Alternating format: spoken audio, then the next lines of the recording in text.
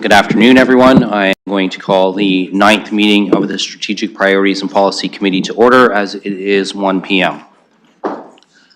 As always, I will begin by acknowledging that the City of London is situated on the traditional lands of the Anishinaabe, the Haudenosaunee, Lenape-Wak, and Attawandaron, and we honor and respect the history, languages, and culture of the diverse Indigenous people who call this territory home.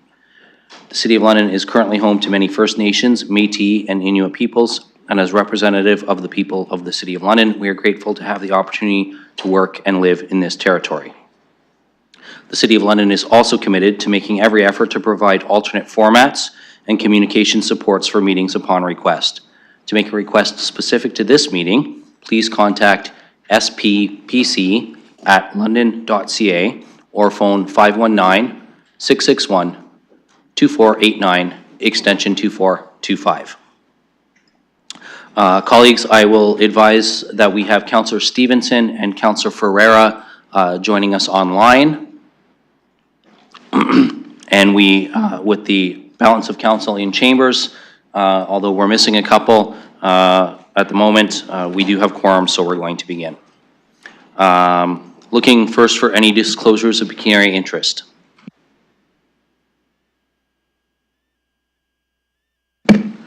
Seeing none, we will move on to consent. Councillor Trussow has put an added, so 2.1 will be pulled and dealt with at the end of the agenda. Looking for a mover and a seconder for 2.2 and 2.3. I've got Councillor Rahman and Councillor Cuddy. And these are with respect to the letters of resignation from Hyde Park Business Improvement Association and RBC Place. Looking for any discussion. Seeing none, I will ask the clerk to open the vote. Trussow votes yes. Morgan votes Councillor yes. Stevenson votes yes. Councillor Stevenson votes yes.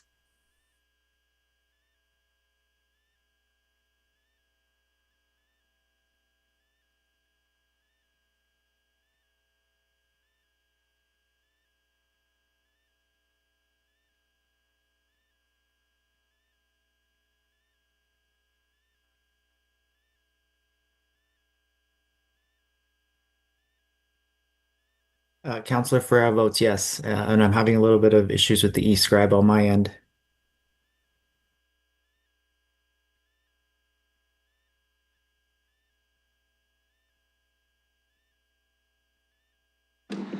Closing the vote, motion carries 14-0. Thank you, colleagues. Moving on, we have no scheduled items, but we do have 4 items for direction today. Our first item is 4.1. This is the delegation from Ms. Pleshny, General Manager, London Transit Commission, with the 2024 annual report. So we will invite Ms. Pleshny to join us at the podium so she can present. Councillor Pelosa. I'll move that we receive her delegation for 5 minutes at this time, as she does not need 10 minutes. I asked. And do we have a seconder? Councillor Rahman, thank you.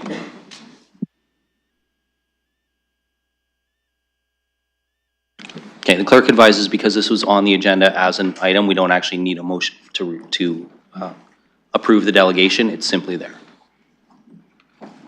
Welcome, Ms. Pleshny. I appreciate the conversation with both Councillor Pelosa and I ahead of time to let us know 5 minutes is sufficient for you. So when you're ready, we'll turn it over to you. Thank you very much. I'm here today to present the 2024 annual report for London Transit, which represents the first year of the 2024 through 2027 business plan. That plan was developed based on the known priorities of Municipal Council as set out in their strategic plan, as well as the approved multi-year budget covering the same period. The report before you provides an overview of LTC performance against initiatives included in the 2024 work program, all in support of the overarching goals of the plan. Some of the highlights include improvements in the labor force and supply chain issues that had plagued us kind of throughout the COVID period. We're starting to see some relief from that. Continued supply chain, unfortunately, we are still seeing continued supply chain delays, predominantly in with the delivery of buses. We were able to implement the 18,000 hours of growth on the conventional service. And in 2024, that related to frequency improvements on a couple of routes, some modified routing, and an extended service to Oak Crossing. We implemented the 10,000 growth hours on specialized, which resulted in the provision of 24% more trips than what were provided the previous year. And we started the implementation of the new scheduling system on the specialized service, which is now very close to complete. And finally, we also completed an update of our asset management plan consistent with required legislation. Looking forward, the focus over the horizon of the business plan is on improving the overall customer experience as it relates to public transit use in London. Some of the key initiatives that we've got, obviously, improvements on the conventional service will continue to be focused on addressing crowding and schedule adherence issues on existing routes, as well as making the entire network more efficient. The bus rapid transit projects are continuing to progress, and with the anticipated launch of the service on the East Leg in 2027 and the South Leg in 2028, our service plan is contemplating the required frequency improvements on the routes that support those legs in order to ensure that we've got appropriate frequencies in place. Improvements on the specialized service will be focused on adding service at the times of day and week where trips are in most demand. And in addition to the service-related focuses, we've got a number of transformational multi-year projects that are continuing into 2025, including the project to demolish and rebuild the Highbury facility and the zero-emission bus project, which the joint procurement RFP is now out and is expected to close this fall. And with that, I'd be happy to answer any questions. Thank you, Ms. Poleshny, and you are well under your 5 minutes. We really appreciate it when delegations are able to do that. Thank you. So we have the report on the floor. I'm going to look now for a motion to receive. Doesn't mean that we can't, and we will have questions and comments, but moved by Councillor Cuddy and seconded by Councillor Hillier. So the motion to receive the annual report is on the floor, and now we can open the floor for questions and comments.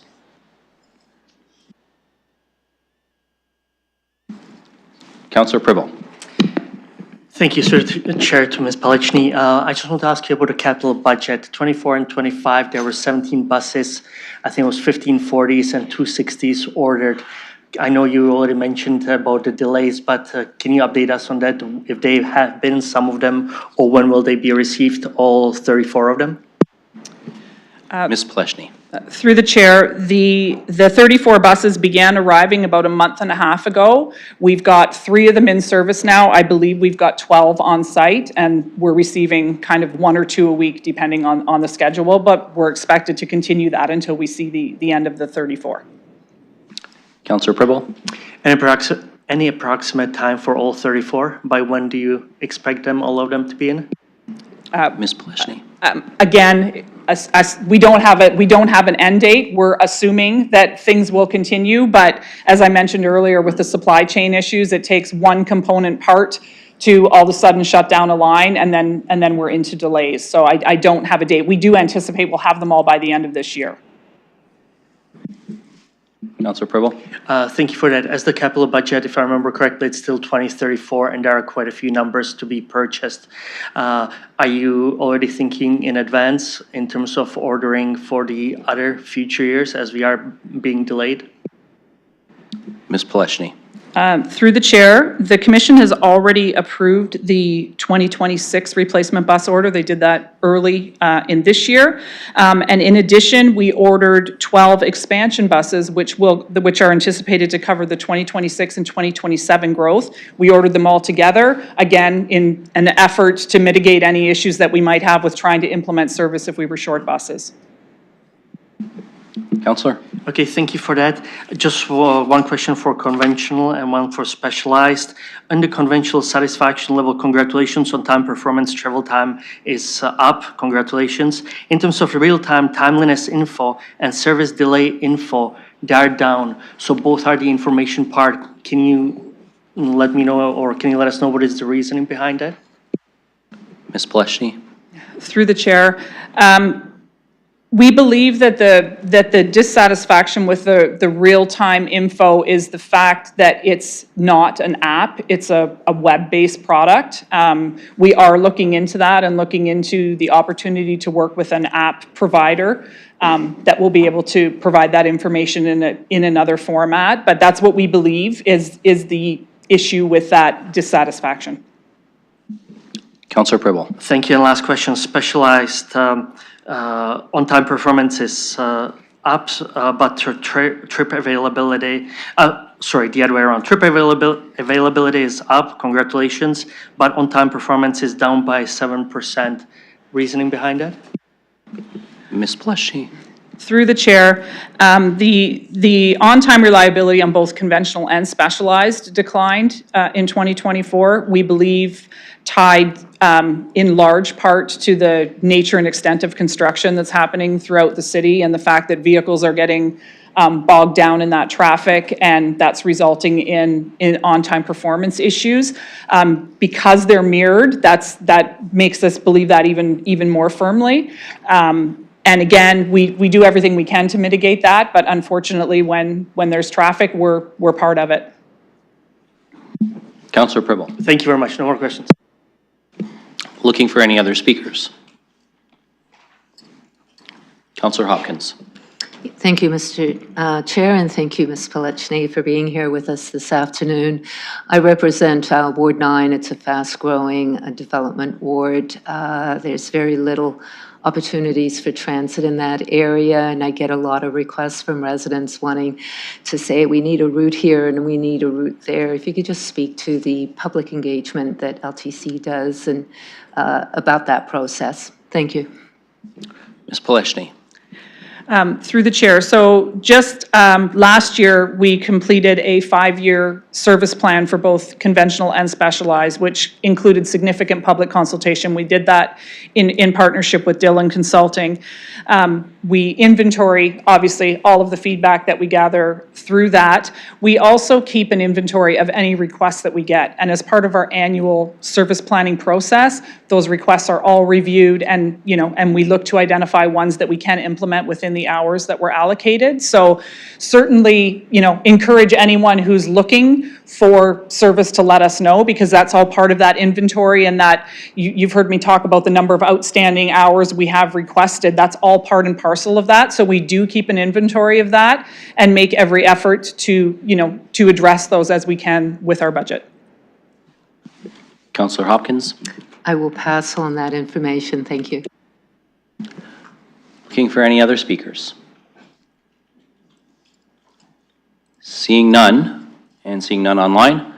And just for the colleagues online, just a reminder, I can only see you on my screen if you have your camera on. So if you put your hand up digitally, I cannot see you unless your camera is on. But I'm not. Councillor Ferreira.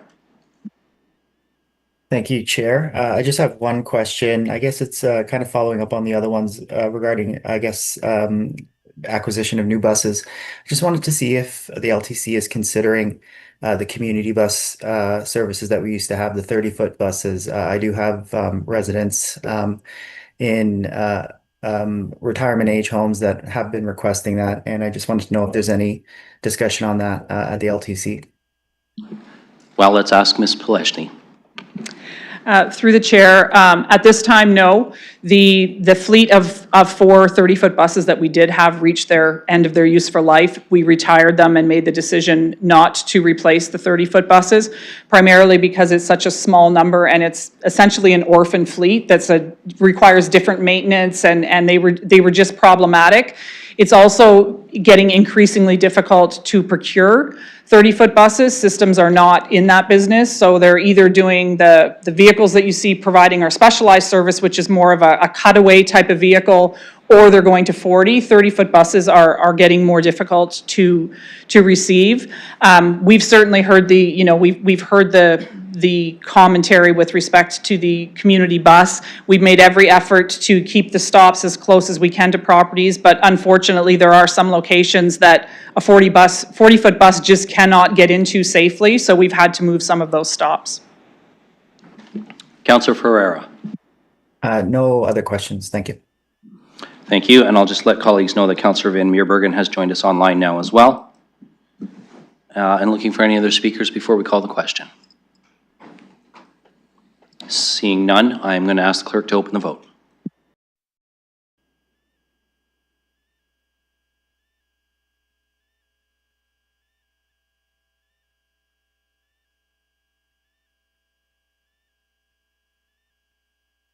Councillor Stevenson votes yes.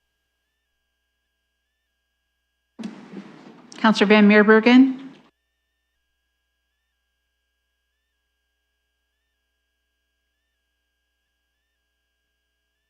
Counselor Van Meerbergen.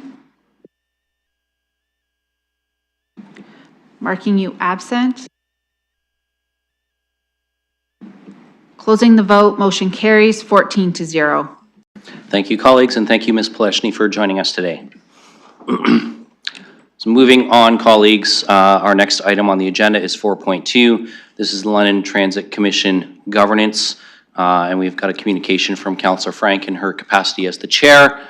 So I'm going to look to Councillor Frank to introduce this. Thank you.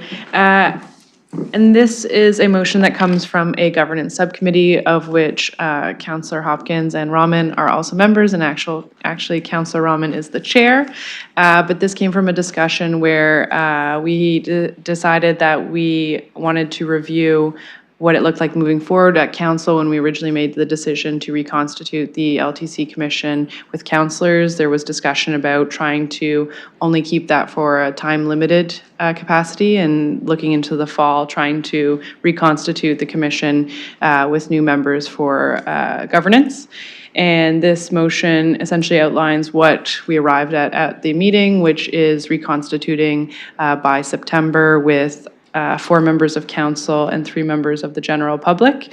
And happy to have discussion about how we arrived at that, and perhaps as well my colleagues on that subcommittee will want to discuss their thoughts and the rationale as how we arrived there. But essentially being, we did want to ensure we had some more voices from the community at that leadership level, as well as there was a general sentiment in the spring that people would not be serving for an extended period of time on the commission. So recognizing those 2 priorities, we wanted to provide an alternative pathway forward for that matter.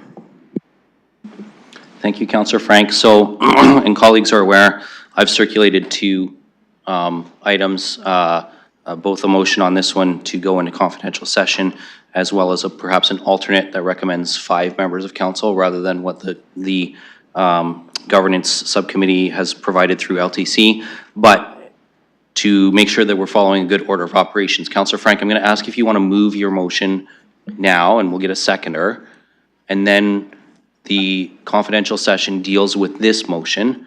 So then I will turn the chair over to move the confidential session, if that's amenable. Mayor Morgan. Just a point of order. I know you're about to ask Councillor Frank to move the motion that was submitted.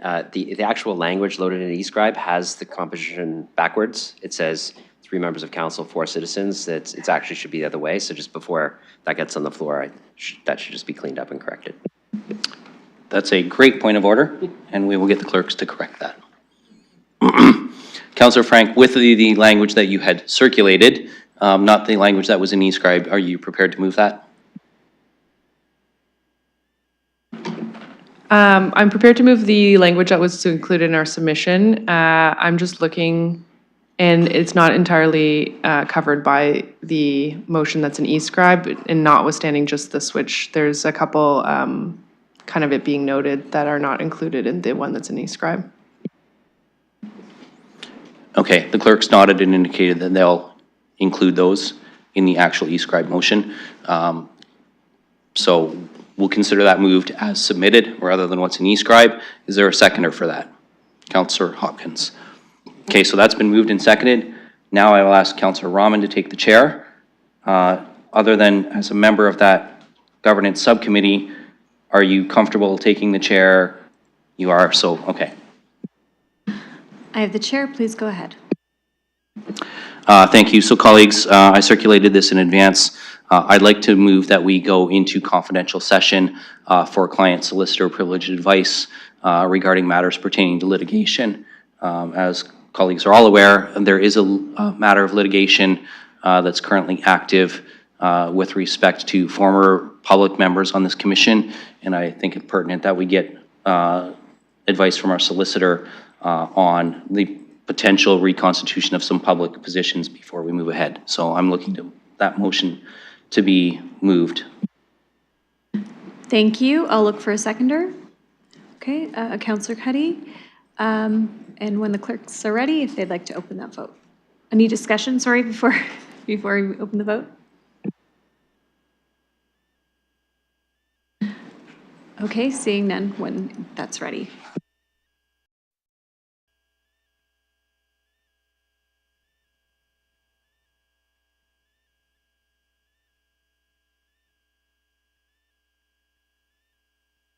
I'll vote yes.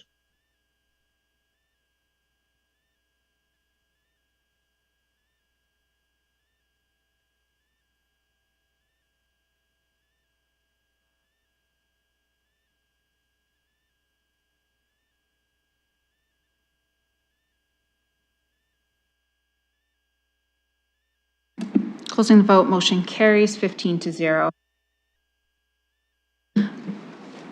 Okay, thank you. With that, we will move in closed session. I assume we're staying here for a closed session. Thank you. We'll prepare the room for that part of the meeting if those in the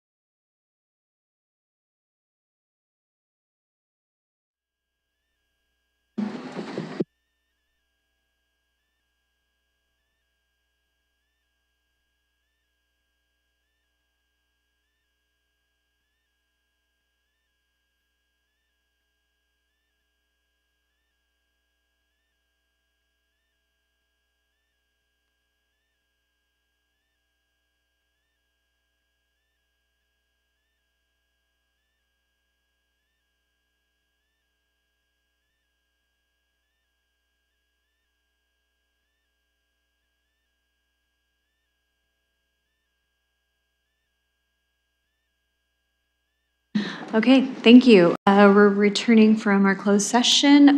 Deputy Mayor Lewis, you had the floor.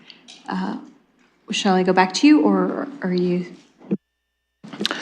Sure, I'll take my opportunity now then to speak against the motion that's on the floor in front of us. I think that changing back to a mixed or blended commission of councillors and members of the public at this time is not in our best interest. I think we made a change for a number of different factors. Different councillors had different factors that weighed into their decision. But I think ultimately with a governance review already out and expected back in Q1 of next year, that we are best served by retaining full council representation on the commission until we get a recommendation back on the governance of the LTC.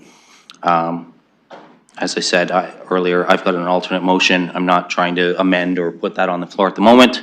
We'll see where this one goes, and depending on where this one goes, if folks are happy with the status quo, I may choose to not even move something.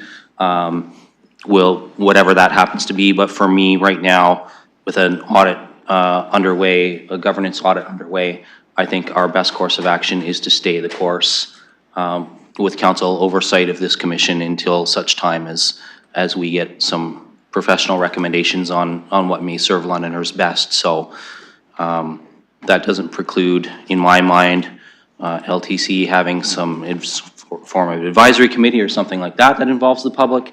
But I think when it comes to the fiduciary responsibility of the board to the Corporation of the City of London and you know, all the many complicated things that are happening with transit in our city right now, that it's best left to members of council. Thank you. I will return the chair to you, and I've got Councillor Truss on the speakers list. Okay, and since I wasn't in the chair, I'm going to ask Councillor Trussow to just give me a moment while I get my timer reopened, and I have it now. Councillor Trussow, go ahead. Thank you. To the chair, I'd like to make a motion to defer further action on this matter until such time as we receive a report back from the, what's the right word? The external audit? External audit, and that no further action be taken until then. Okay, so I just want to confirm, you are looking to refer this recommendation, defer this recommendation until the external audit returns to council. Is there a seconder? There's a seconder in Councillor Lehman. Okay, so we now have a deferral on the floor. Looking for any discussion on that.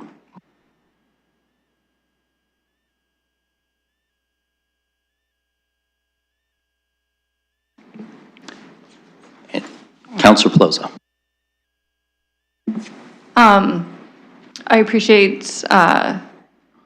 I know there's a few reports of the governance working group, this being one of them, waiting on. I know when we did the council appointments to serve as the commissioners, that our intention was to be a little bit quicker than this. But if this is where the workload takes to get to wrap it up, I know my intention originally was just to serve for that shorter period of time, but willing to stay on that committee until this report comes back, as there's other motions. We have a LTC meeting on Monday. I have other stuff I'm working on to bring in anyways, and still working through some things there in that space, so I will stay on. I think the report's due back Q1 2026. I have some nods, so a few extra months, and we'll wait for that report. I'm happy to do that. Any other speakers? Mayor Morgan. Yeah, on the referral, I'm happy to report the referral. I just want to ensure that, given this motion is about constituting a commission with a composition, my understanding of the work that's being done by the review is that it may suggest, or it could suggest, not having a commission, like other municipalities have an integrated transit system as a department. Some of them have a commission. So I just want to ensure that referring this doesn't, like, this is, I guess my question is through you to the clerk or whoever to say, if we refer this, we're not binding council's hand to say we have to consider this motion again in the future. It's just, we're not even going to think about it until we get the results of the commission, but it may be irrelevant if we go with a model that, again, I don't want to presume what's going to be suggested. It could be a commission, it could be this. I assume they're going to suggest a governance model. That's the whole point of doing it. But that we're not bound in any way. Like, is referral the right move, or is take no action on this now, thank the LTC for their submission and then just wait? So I'd actually conferred with the clerk on this for two pieces. Rather than external audit, we should have the language reflect the external governance review. So I'm seeing a thumbs up from Councillor Trussow on that. Councillor Lehman, you're okay with that language change? So seeing that, unless there's any opposition, we can deem that a consensus change. Seeing no opposition, so we'll get the clerk to change that to external governance review. And I can also say in the conversation with the clerk in response to the mayor's question, nothing in referring this to being looked at when the governance review comes back binds council. This would just, in fact, nothing would prevent the LTC Commission from bringing forward another alternate recommendation alongside this one and alongside what the external auditor brings back in the governance review. So there's nothing binding in sending this to, we'll revisit it when the governance review comes back.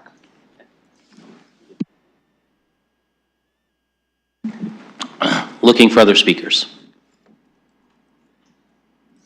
Seeing none. I will ask the clerk to open the vote.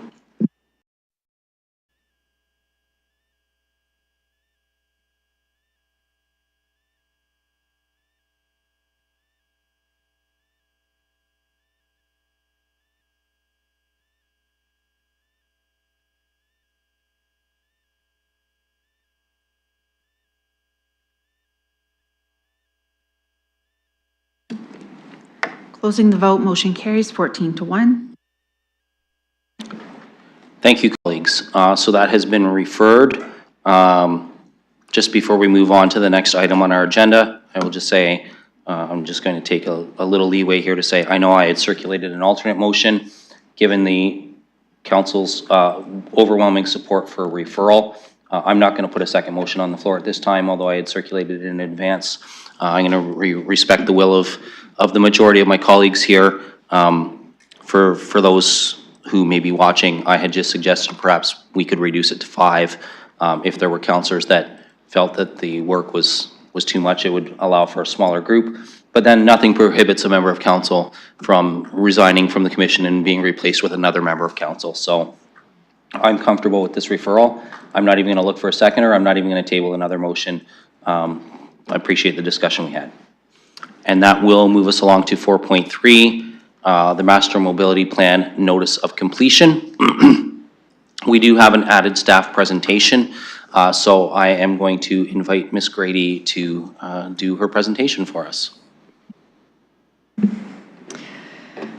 Thank you.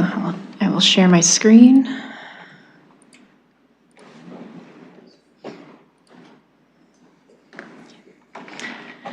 The purpose of this report is to request council approval of the Mobility Master Plan report and direction to file a notice of completion to initiate a 30-day public review period.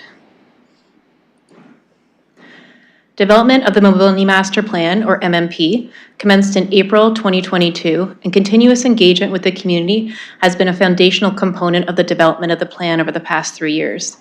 Some of the MMP engagement metrics are illustrated on the slide. Community feedback has helped inform all aspects of the plan.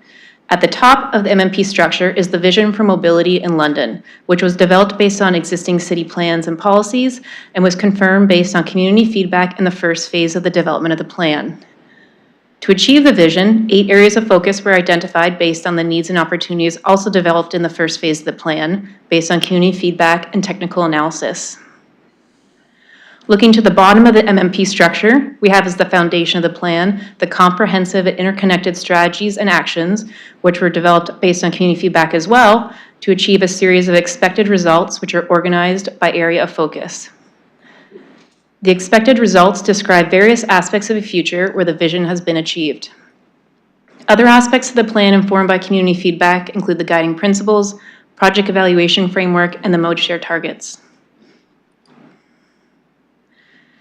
As mentioned, the plan includes a comprehensive list of interconnected strategies and actions, which, when implemented along with the infrastructure recommendations, will support achieving London's mobility vision for the future.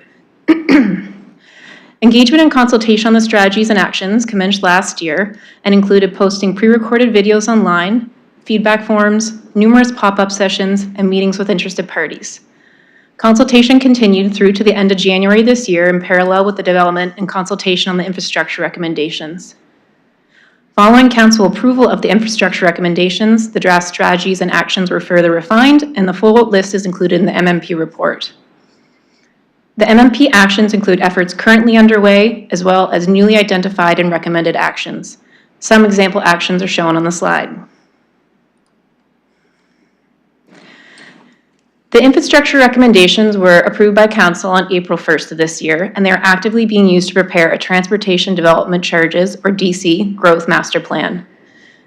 There is rapid growth happening in London. We're seeing it, we're feeling it, excuse me, and it's forecasted to continue. These infrastructure recommendations have been developed based on that growth that's forecasted to continue as per the Council-approved population and forecast growth from now to 2050. Initial estimates of the total capital costs based on the Council-approved recommendations between now and 2050 has been undertaken to provide an approximate magnitude of investment required. The detailed cost estimating and identification of financial sources for most capital projects will occur through the 2028 DC background study and will influence project prioritization. The MMP report also includes a framework and monitoring plan to ensure and measure the success of the plan using key performance indicators, or KPIs. The monitoring framework will enable the city to evaluate the success of the MMP infrastructure recommendations, strategies, and actions, and identify areas for improvement. Some example KPIs are shown on the slide. Monitoring the implementation and success of the plan also will help build trust in the community by providing transparency and accountability.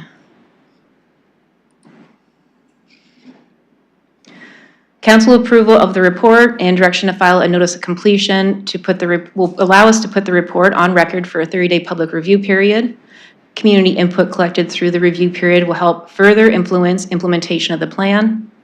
Once approved, the MMP will serve as a long-term strategic planning document to inform a variety of capital and operational programs, and the plan will regularly be reviewed and updated as per the London Plan. As previously mentioned, the infrastructure recommendations are currently being used to prepare a Transportation DC Growth Master Plan and will inform the multi-year budget and GMIS. Thank you. Thank you, Ms. Grady. So colleagues, before we move to any questions or comments, we're going to look to get a motion on the floor. And Councillor Pelosa and I did actually work on a planning issue that can be tied to this and circulated an amendment earlier this morning that the clerks have prepared all as one motion. So I'm going to go to Councillor Pelosa to move that, and if you can just include the addition that we've made. Yep. So I don't feel the clerks can put it on the big screen. It got into your inbox at 10:58. It went through staff for their wording and massaging of language, and then through the clerk's office, just for you know.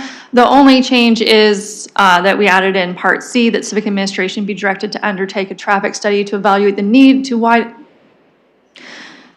Pack Road to 4 lanes if by the time the Bradley Ave West is extended from Wonderland Road South to Boswick Road and updated to the MMP is not yet underway. This came out of a conversation at PEC. I was going to do an amendment there, was told it's not the place. This is the place, so here I am. There's the amendment, and it's been staffed just trying to respect the residents out there and the development happening and their concerns to make sure that there's already something in the pipeline regardless of where the next MMP update is that they've been considered. So I'm putting that on the floor, and I believe I was seconder and the deputy mayor. Yes, as I committed to at Planning and Environment Committee to work together with you on this, I'm happy to second this. So now we've got this on the floor for discussion. It's the entirety. Certainly we can call clauses separately if people want them called separately, but we'll go now to Councillor Frank to start off the discussion. Thank you. Yes, through the chair, I was just hoping to hear staff's comments on this, and if in the reference to widening it, that includes adding active transportation infrastructure like cycling and sidewalks as well, and if that language needs to be included, or somehow if that's just always assumed when we're looking at widening roads now. I can go to Ms. Grady, Mr. McCray, Ms. Scherer, whichever one of you wants to field that one. Through the chair, there's actually planned improvements, a 2-lane rural to urban upgrade planned in the near term, which will add that active transportation infrastructure. It's currently on the books for 2032, but as noted in a PEC report, I believe from June, we'll be looking at moving that up, I think as early as 2029, just in consideration of the growth and the needs we're seeing in the area. So that active transportation will be put in for that project, but of course, when we do come back, if and when we do come back for that 4-laning, we would still be making sure that there's active transportation included as part of that project as well. Councillor Frank, you're good? Thumbs up from you on that one. So I've got Councillor Hopkins next, and then Councillor Lehman. Yeah, thank you, Councillor Frank, for confirming that there will be other modes of transportation in this area, because that is also important.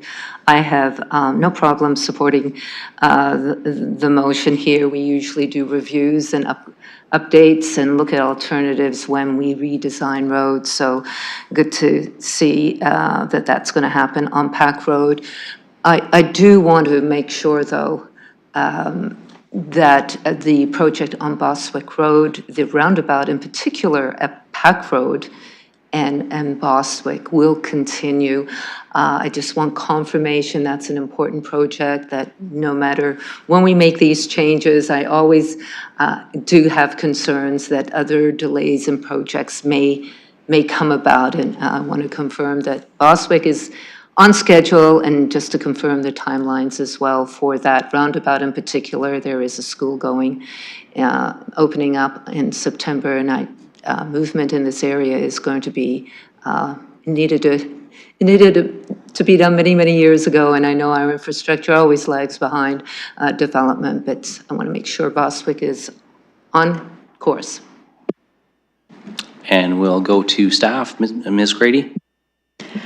Through the chair, yes, absolutely. The Bostwick detailed design is underway. We're currently working towards construction starting in 2027, which will include that roundabout. The exact timing of everything and how it will be phased still needs to be determined, but we are very aware of community desires to have that intersection at Pack and Bostwick improved as quickly as possible. So we certainly have that on in our considerations as a priority.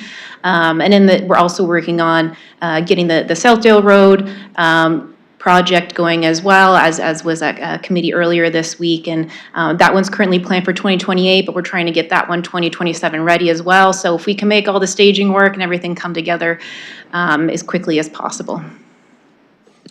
Thank you, Ms. Grady. And Councillor Hopkins, I can also just share as well, because I looked it up as part of this motion, that the pull-through between Wonderland and Pack is scheduled in the GMIS, at least right now, for 2033. So share that with you as just a bit of information I pulled up as we were working on this.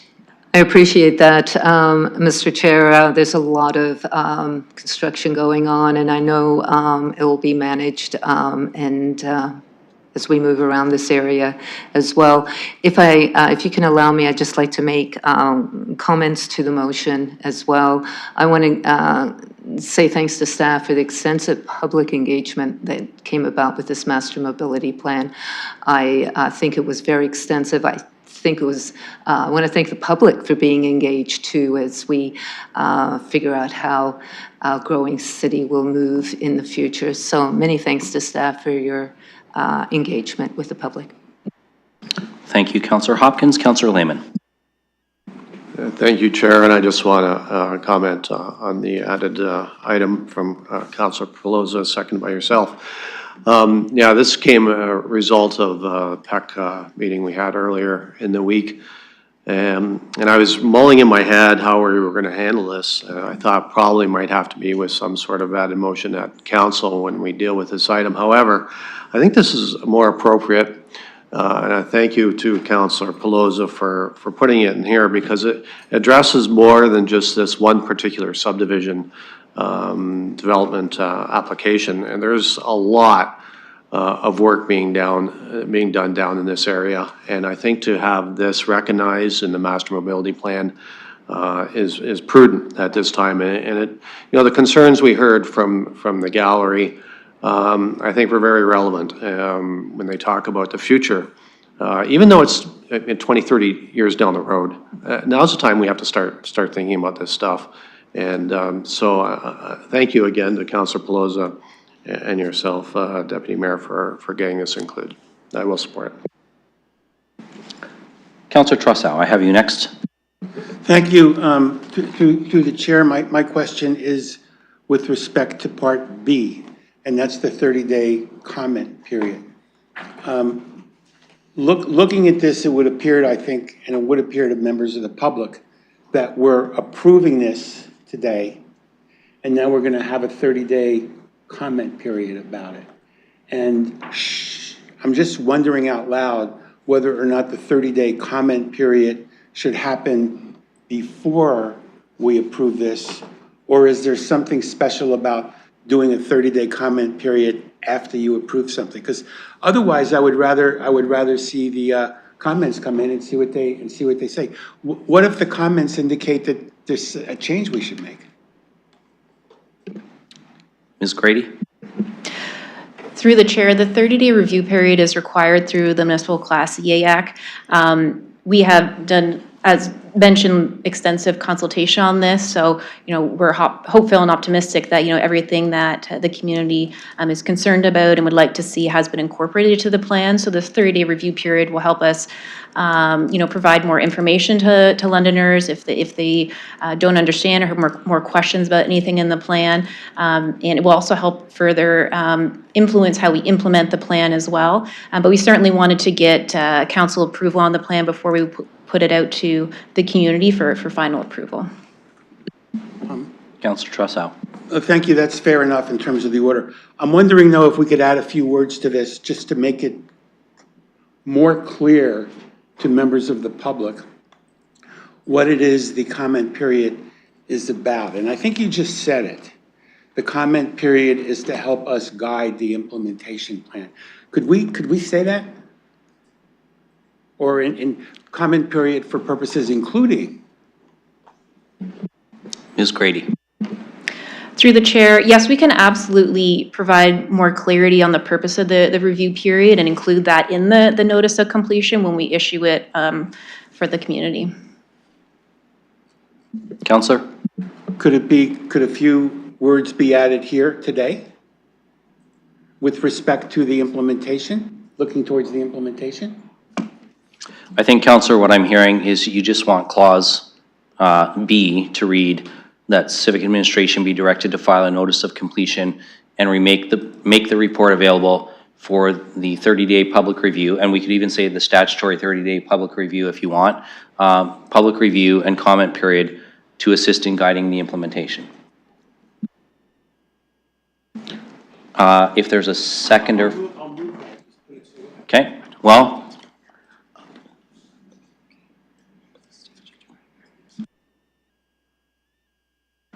And I'm just going to check with Ms. Grady to make sure I'm seeing nodding of heads that's acceptable. So I'm happy to second that for you, Councillor.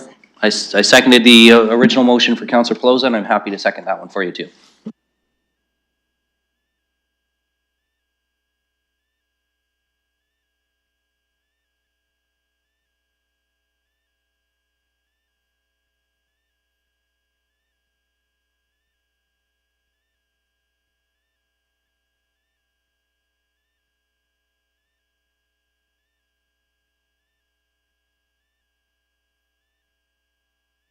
Okay, so that's been moved and seconded. I'm just going to look to see if there's any discussion on that.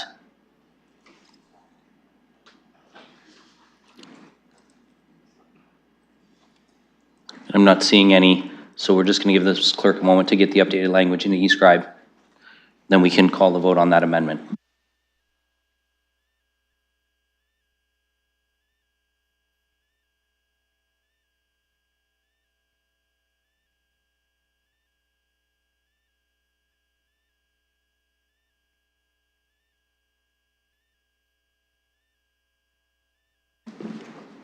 Okay, That is now an e-scribe, and we'll get the clerk to open the vote.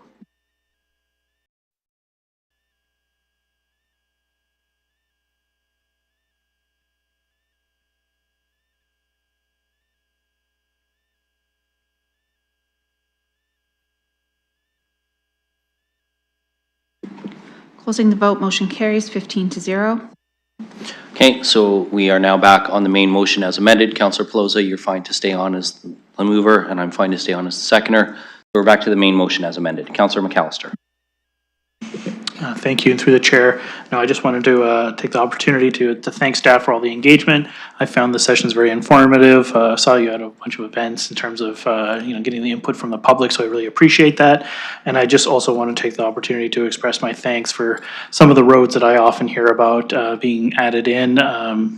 Commissioners, I know that'll probably help Ward 14 as well. I think a lot of time people forget Hamilton feeds into Commissioners, and that section's seen a lot of growth and get a lot of inquiries about that, even though that's Ward 14. Also appreciate Adelaide and of course Hamilton Road. I know we had a lengthy discussion about that. Those are some roads which I know the community will really appreciate seeing improvements on, so thanks again. Looking for any other speakers? Mayor Morgan. Yes, I'll comment on the plan as a whole. Not saying that I don't appreciate some of the changes that were made, but I just want to comment. The Master Mobility Plan is a significant document, and I know there's a lot of work with implementation, but this is like years in the making. I even remember during the election, one of the things I said I'd try to do was speed it up and finish it the first year after. Well, I know council wanted to slow it down, do some more thought, look at some more projects. And so although I would have liked to have done this a little while earlier, I think what we've actually got here is probably better for the input that the new council has given it, and the work that staff has been able to do, and the extensive consultation with the public. This is going to be a significant document to guide our funding asks and our capital planning over the next number of decades. It is an advocacy piece. It's also a financial piece, and it's a really important piece for us to explain to Londoners how they will be able to move around the city over the next number of decades, how we will be accommodating growth in the city over the next number of decades. And I think it is a strategic combination of smart road widenings in areas where we know that we have significant traffic congestion. It's a significant expansion over multi-decades of the transit and rapid transit network in areas that we know we will have growth in and will need to connect people to. It's a combination of not just dedicated lanes and road widenings, but queue jumping lanes and all of the tools that we have at our disposal to try to make both automobile traffic and transit efficient across the city. Also addressing the needs of those in other modes of transportation, whether that be pedestrians or cyclists, or those who get around in other ways. So I think it's a comprehensive document that, although I think we're passing it today, and we've had another piece of this motion, we're probably going to be talking a lot about this particular document over the next number of decades. Again, a lot of this we will require support from other levels of government to bring to fruition, as we always have at the municipal level with major transit and road upgrades. But this is timed pretty well with the bringing on of the Permanent Transit Fund federally, the way that the new federal government is talking about nation-building projects and investing in high-growth cities, the province's desire to expand and invest in road networks and hard infrastructure. I think this is a well-timed document to have before Municipal Council that will assist us in the immediate and short-term advocacy framework to try to meet our needs. There is a piece I want to address, though, having been on council for a number of terms, and that is, it is true, we did not proceed with all the legs of the rapid transit network as it was originally contemplated at the time. And I still fully support that decision because we are in a much better financial position today with those asks than we otherwise would have been. As you know, with the two existing legs in the downtown loop, municipal governments would have locked into an agreement with the federal and provincial governments in 2016 and been responsible for every single dollar of additional costs that has occurred over the last decade. That's why we had to put in much larger than a third share, because we actually had to invest in that in this multi-year budget. By having these projects ready to go and by asking for the federal and provincial contributions closer to when we can actually build the things, We're going to have partnerships with the federal and provincial governments at closer to the true costs of these infrastructure projects so that we can have a better balance between municipal, provincial, and federal funding than we otherwise would have should we have proceeded with a whole ask, almost a decade ago. So I'm really happy to see that we have a much more comprehensive network than we otherwise would have, a balanced network, maybe more balanced than we otherwise would have, but ultimately something that we can actually engage with federal and provincial partners with at a time when they're willing to fund these sorts of projects, at a time where we can actually pitch them at a truer cost, because the way things cost today is fundamentally different than the way that they cost a decade ago. So happy to see this document. The way we execute it over time will be critically important, but I'm pretty excited about having this plan come to fruition. And that's not to say that we won't adjust it over the next number of decades. Like all of our plans, there will be check-ins, there will be places where the city grows differently than others, there will be timing and phasing, there'll be different federal and provincial opportunities to fund things at different paces. But having a structure to work from, I think, has been a critical piece that has been missing for us for all of the questions that we get in a fast-growing city about how are we going to move around this city for the next couple of decades. So I want to thank our staff for the work they've done. I want to thank the public for participating in this process, both now and in the future as we ensure the implementation is right. And of course, this council for the work that they've done on providing the inputs over the last couple of years to make sure that we slowed it down at the times we needed to slow it down, to ensure that we got it right, but still proceeding at a pace that allows us to have a plan before significant new federal funding streams come online. So I appreciate the work on this, and I look forward to the other dialogue that councillors might have. Thank you, Mayor Morgan. Okay, I'm going to go to Councillor Rahman, and then I'll turn the chair over to Councillor Rahman. Councillor Rahman. Thank you, and through you. So first I want to say I appreciate the mayor's comments on this item. I think it does help to frame overall the importance of the mobility master plan, and very grateful to staff for the work that's been done. I do have some questions and comments, though, as we move forward.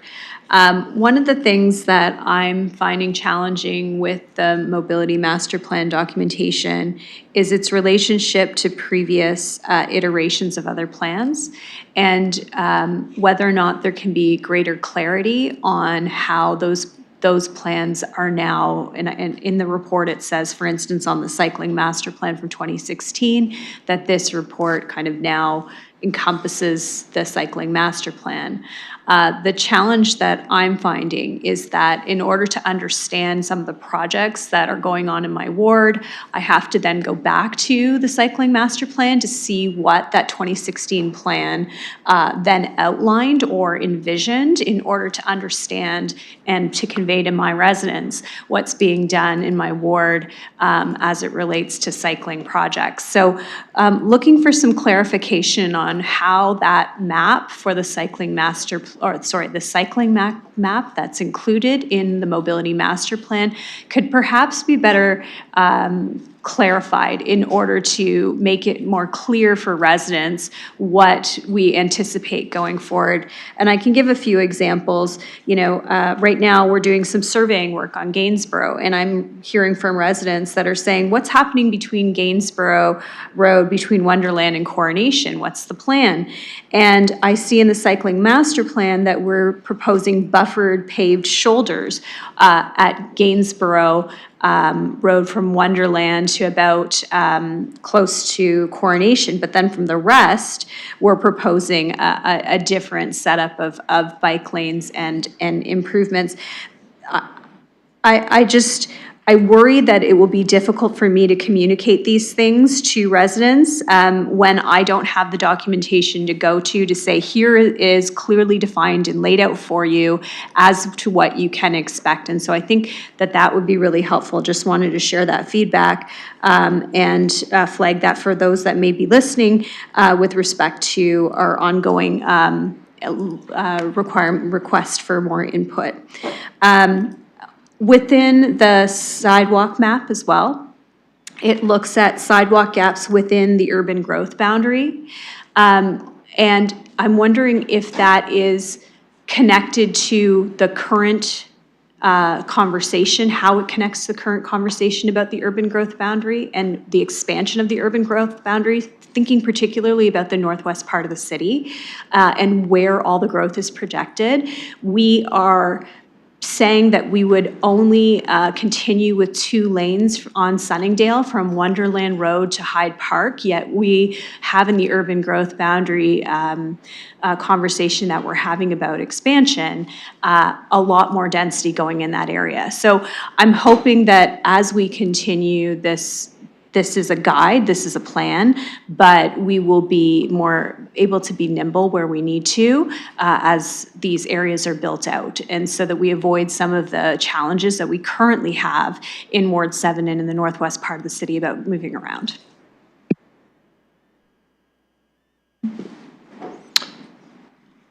So I'm going to ask staff if they can provide any clarification. I know there wasn't necessarily a specific question about a specific project, but in general, I'm going to see if staff want to provide any clarification. And I know Ms. McNeely's here too, so if we need some comment on how the London Plan develops new subdivisions and things with active transportation and sidewalks and stuff, I'm sure we can invite her into the conversation as well. But Ms. Grady, did you want to comment on how the old maps interact with the new maps? Through the chair, for the cycling master plan, you're correct, and I know we stated in the report that this builds on the previous cycling master plan, and the maps that are in the MMP don't show facility type, but show where we'd like to implement facilities. This is somewhat purposeful because design standards can change over time, and we didn't want to be overly prescriptive. We are in the background working on and confirming the facility types that we prefer to see on some of these corridors. And that information can be shared with the community as we start looking at implementing these facilities along those corridors and consideration of the various constraints which might be along that corridor at that given time, as well as what the standards are at that current point in time. So we will be able to share more information on what those facility types ideally would be along those corridors. We just wanted to put it ultimately up as a separate document, not as part of the MMP, because it will be subject to change over time. Again, like I said, subject to whatever the design standards are at that current time and other constraints we might be dealing with along that corridor. Thank you, Ms. Grady. And I think just before I go back to you, Councillor Rahman, I am going to invite Ms. McNeely. I know this is more of a planning committee discussion, but because the sidewalk map was referenced and where new areas of growth were, I wonder if you just want to provide all of council at the very high level what the London Plan speaks to in terms of sidewalks in areas of new development. Sorry, I know I'm kind of throwing you into the pool unannounced, but I think that might be helpful to share with respect to the sidewalk discussion. Thank you. Through the chair, the expectation under the London Plan is to have sidewalks on both sides of the street, with the exception of certain criteria or exceptions. Having said that, we are, through the Customer Service Reference Group, reviewing that and that evaluation of what those conditions would be. Thank you for sharing that with us. Councillor Rahman? Thank you. And just to clarify, this actually has to do more with like Sunningdale and Hyde Park area where we don't have sidewalks on Sunningdale and Hyde Park, not within the subdivisions, but where we're building out the community, but we're not putting in the infrastructure that goes along with that unless it's in the subdivision and the developer in some cases are doing them. Within the MMP, it also states the neighborhood connector streets that show on road maps are not included in cost estimates because they're developer implemented. I think that still remains an issue for me. I have heard from developers with concerns around costs on having to cover that cost and what that cost can mean in some subdivisions. And I do think in some cases we need to consider them as potentially I think just take them as a consideration within that plan. In some subdivisions, it may be, in the case in some my ward, where there's extensive trail systems that the developer is involved with, having the cycling infrastructure on the street as well may not be entirely desirable in that area in order to connect best with the trail systems that are there. So I think that I'm worried a bit about being overly prescriptive in some of those areas, and I just wanted to flag those, but I appreciate hearing from the community on this in the next 30 days. Thank you, Councillor Rahman. Now I am going to turn the chair over to you, and then Councillor Truss, I'll put you on the list for a second go. The chair, please go ahead. Thank you, Madam Presiding Officer. So I'm supportive of where we are today. I'm supportive of moving forward with the approval notice so that we can get that statutory comment period dealt with and move forward. I will say that I think once this document is approved in public, it is really important where we make this available to the public that the links exist to those other plans, because I share Councillor Rahman's frustration with having to go back and find a plan from 2016 or even earlier in some cases, well before either of us were on council, to figure out what the recommended facility type at that time might have been. I also just want to take the opportunity, and I'm going to build on the mayor's comments here a little bit, I think. I said this on the radio yesterday, and I'm going to say it again today for those who might be watching. This is a guiding document, but it gets reviewed every 5 years. Things will change along the way, as the mayor referenced. The bus rapid transit is a good example, where the original plan was 5 legs and we did 3 because that's what made sense to the council of the day. And the same is true here. This is a guiding document. Things will change over time. None of us have a crystal ball to project what 2050 will really look like. Heck, none of us had a crystal ball when I arrived in these chambers in late 2018 to know that in 2020 the world was going to be flipped upside down by a pandemic, and supply chains and cost things and everything changed. The Adelaide Street Underpass, the BRT projects, like so many changes in terms of what was anticipated happened. And in no way does this bind future councils to approve every single one of these projects as they come forward. They will still be dealt with on a project by project basis as timelines develop. And I said this publicly yesterday, the mayor touched on it. These cost estimates, there's no way we're going to be able to cover all of these on the property tax base. It's a giant number, and senior levels of government are going to have to partner with us, just as they did on the Adelaide Street Underpass, on bus rapid transit, on the Wayville bike lane in my ward. That was largely federal government funded. And so when those opportunities exist, what I think this plan does do is give us a map of potential projects where when those funding envelopes open, we can say, hey, this is a good fit for that. We're gonna go and ask the feds for money, or we're gonna go and ask the province for money. And for everyone who loves to say there's only one taxpayer, that's true. But there are different forms of taxes. And property taxes are one of the worst ones. They're the most regressive. They don't take into account people's ability to pay. So when we can transfer some of these costs to the federal and the provincial levels, where the revenue is coming from income tax and consumer taxes, where people do have some say over what they're paying based on their career choices and based on their choices at the cash register, I think that that's a more fair form of funding these sorts of projects as they move forward. I also do understand, and I will say I appreciate Ms. Grady's comments about the facility types, the design guidelines change, and we need to be flexible moving forward. We see that very clearly with bike lanes in the city. There are, like, I don't know, 8 different designs out there depending on the time that they were installed, and everybody says, well, why aren't they all the same? Well, they were built at different times, and we follow different guidelines. I know even in conversations with Mr. McRae about some roads in my ward over time, well, the lane width used to be this, and then the province changed it to that, and so, you know, you've got somewhere it's 3.1 meters and somewhere it's 3 meters, and those kind of things. So knowing that those sort of standards change over time, I think some flexibility there is important. I appreciate a lot of work has gone into this from staff. I appreciate the community engagement that's happened. I know we had a large community engagement at East Lyons Community Center in my ward. There was an opportunity for residents to engage there. There's been the Get Involved online. You know, for folks that say, and we do hear this, oh, well, when did you ever ask us? Well, we actually asked you multiple times. 2 years ago, 3 years ago, 4 years ago, you did have a chance to weigh in. We don't ask you the day before we're tendering a project. So we've got another 30-day comment period where people can provide some input there. But I think on the whole, this is a good base to guide our transportation future. Thank you. Returning the chair to you with Councillor Trostle on the list. And Councillor Trussow, if you'd like to go ahead. Yes, thank you very much. This will be very brief through the chair.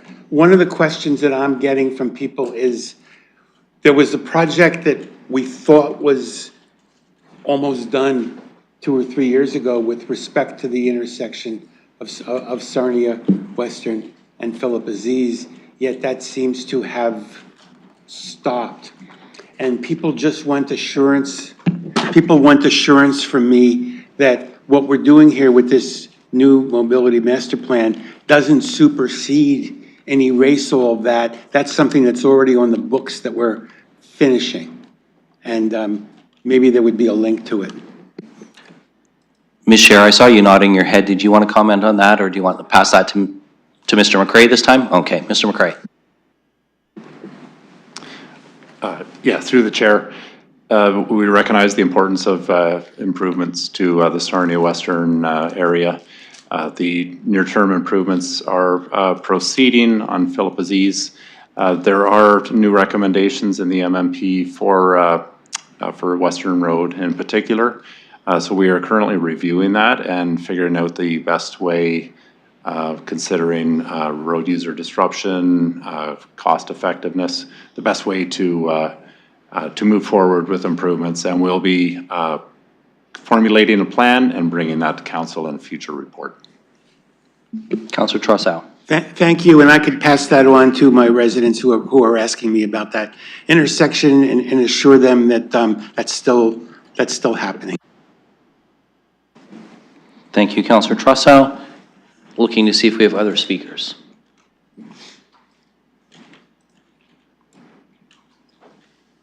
Councillor Van Meerbergen.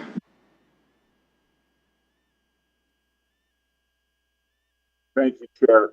The importance of road widenings in the City of London, and particularly in the Southwest, cannot be overstated. Given the population pressures, it's just a matter of complete necessity. So I would like to call C separately, the amending motion from A and B, if that's possible. That is absolutely possible, Councillor. We'll make sure that the clerk arranges that. Did you want to offer any other comments? Nope, this is all good. Thanks.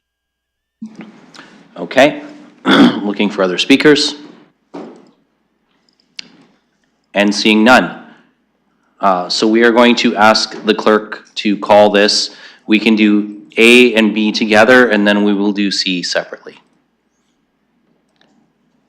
So just bear with us for a moment while the clerk separates those, and then we will open the votes.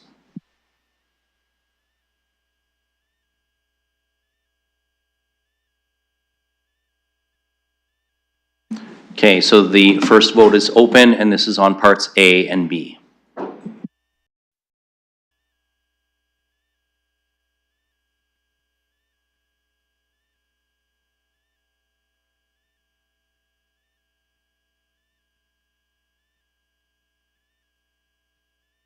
Closing the vote, motion carries 13-2.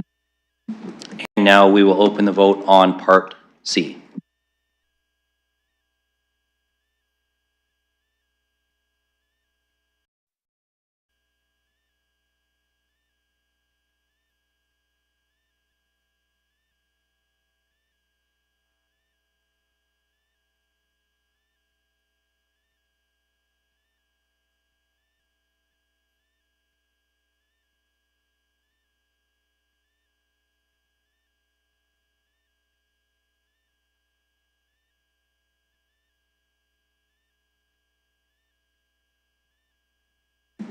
Closing the vote, motion carries 15-0.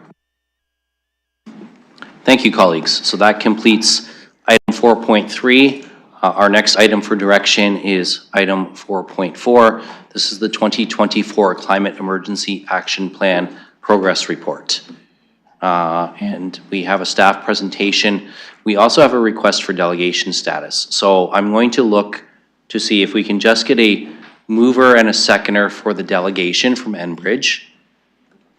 Once we deal with that, we will then receive the staff presentation, and then we will go to the delegation for their addition, and then we can move to questions and comments. So I saw movers in Councillor Pelosa and Rahman for the delegation.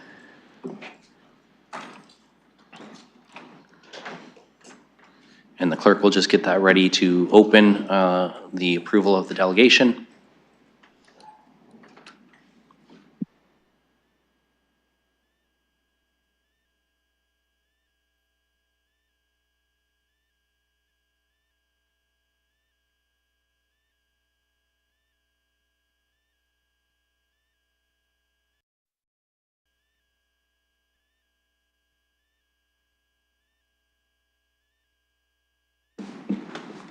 Mayor Morgan.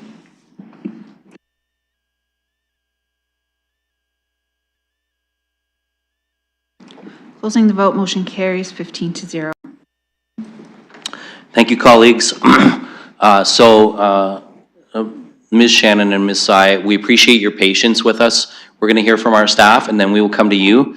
I know Enbridge sometimes has to present to legislative committees at Queen's Park. I hope we're not quite as long in getting to you as those can sometimes be, but we'll hear from Mr. Stanford, and then we'll come to you for your presentation.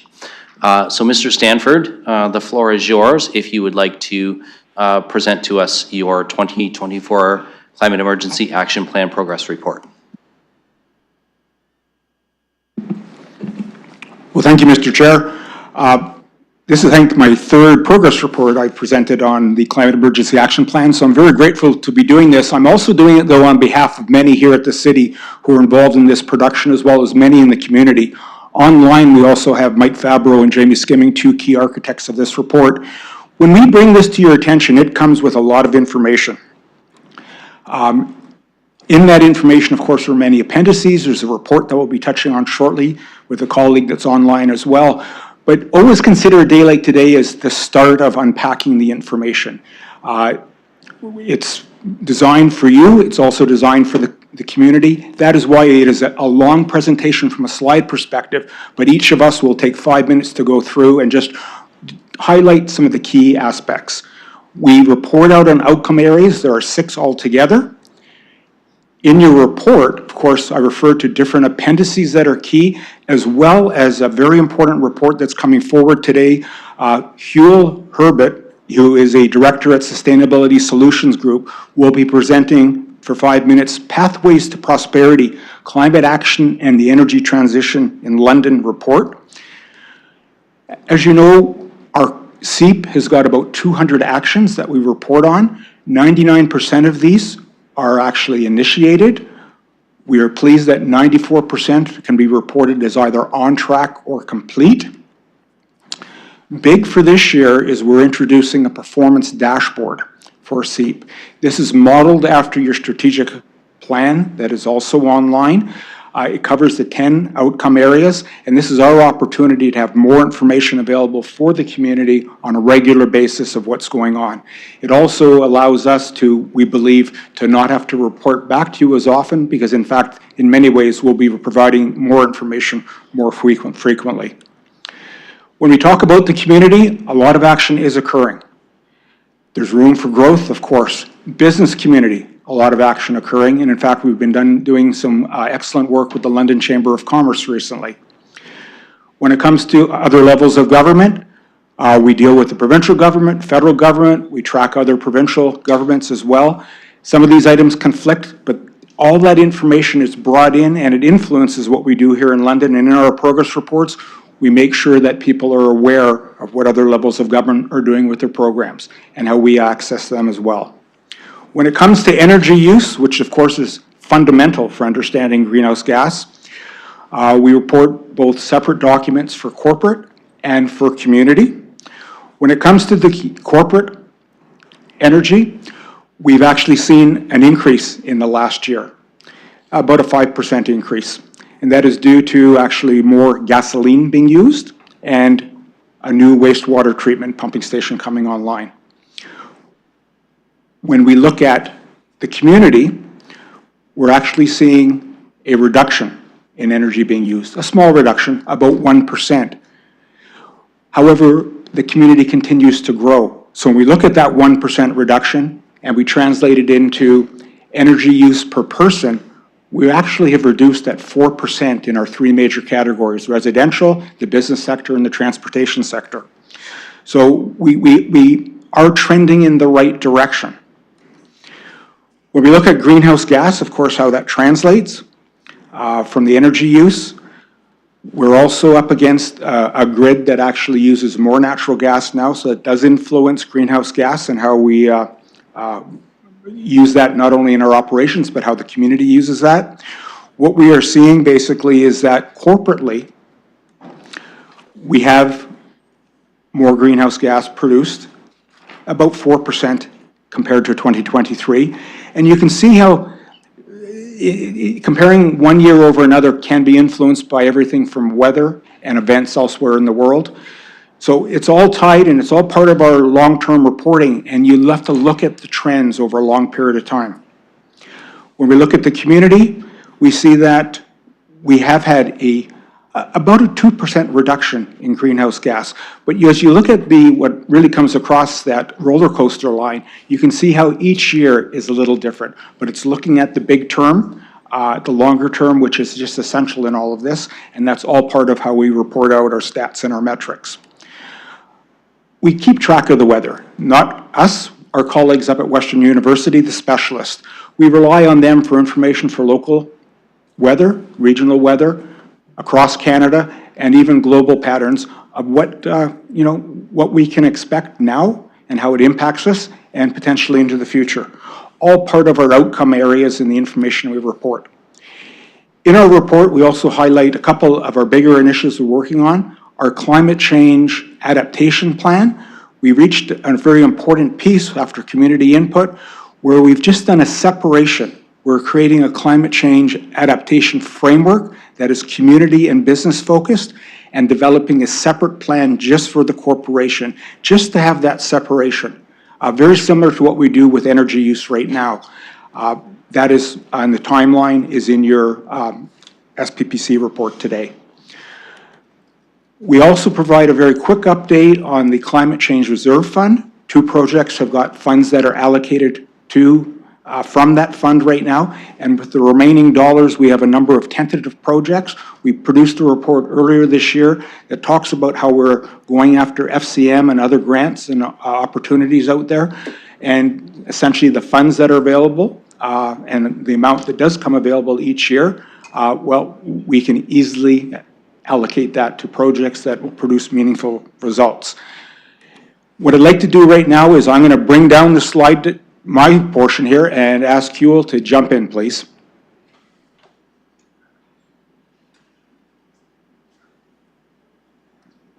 Very pleased to be here today. I'm going to give you a short overview of the study that we did called Pathways to Prosperity, Climate Action, and the Energy Transition in London.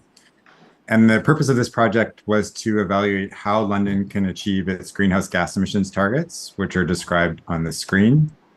We used a very detailed model to explore future scenarios around energy use, greenhouse gas emissions, and financial implications. And we looked at 4 different scenarios. The business as usual scenario, which explores what happens if no actions are taken. A current measures scenario, which looks at the impact of current plans and policies. And then a net zero scenario, which looked at how to actually get to, or as close to as net zero as possible by 2050, relying on carbon capture technologies, as well as other low carbon actions. And then finally, a zero carbon scenario, which looked more strongly at electrification. I'm going to focus on net zero. It included a number of actions in every sector which emits emissions.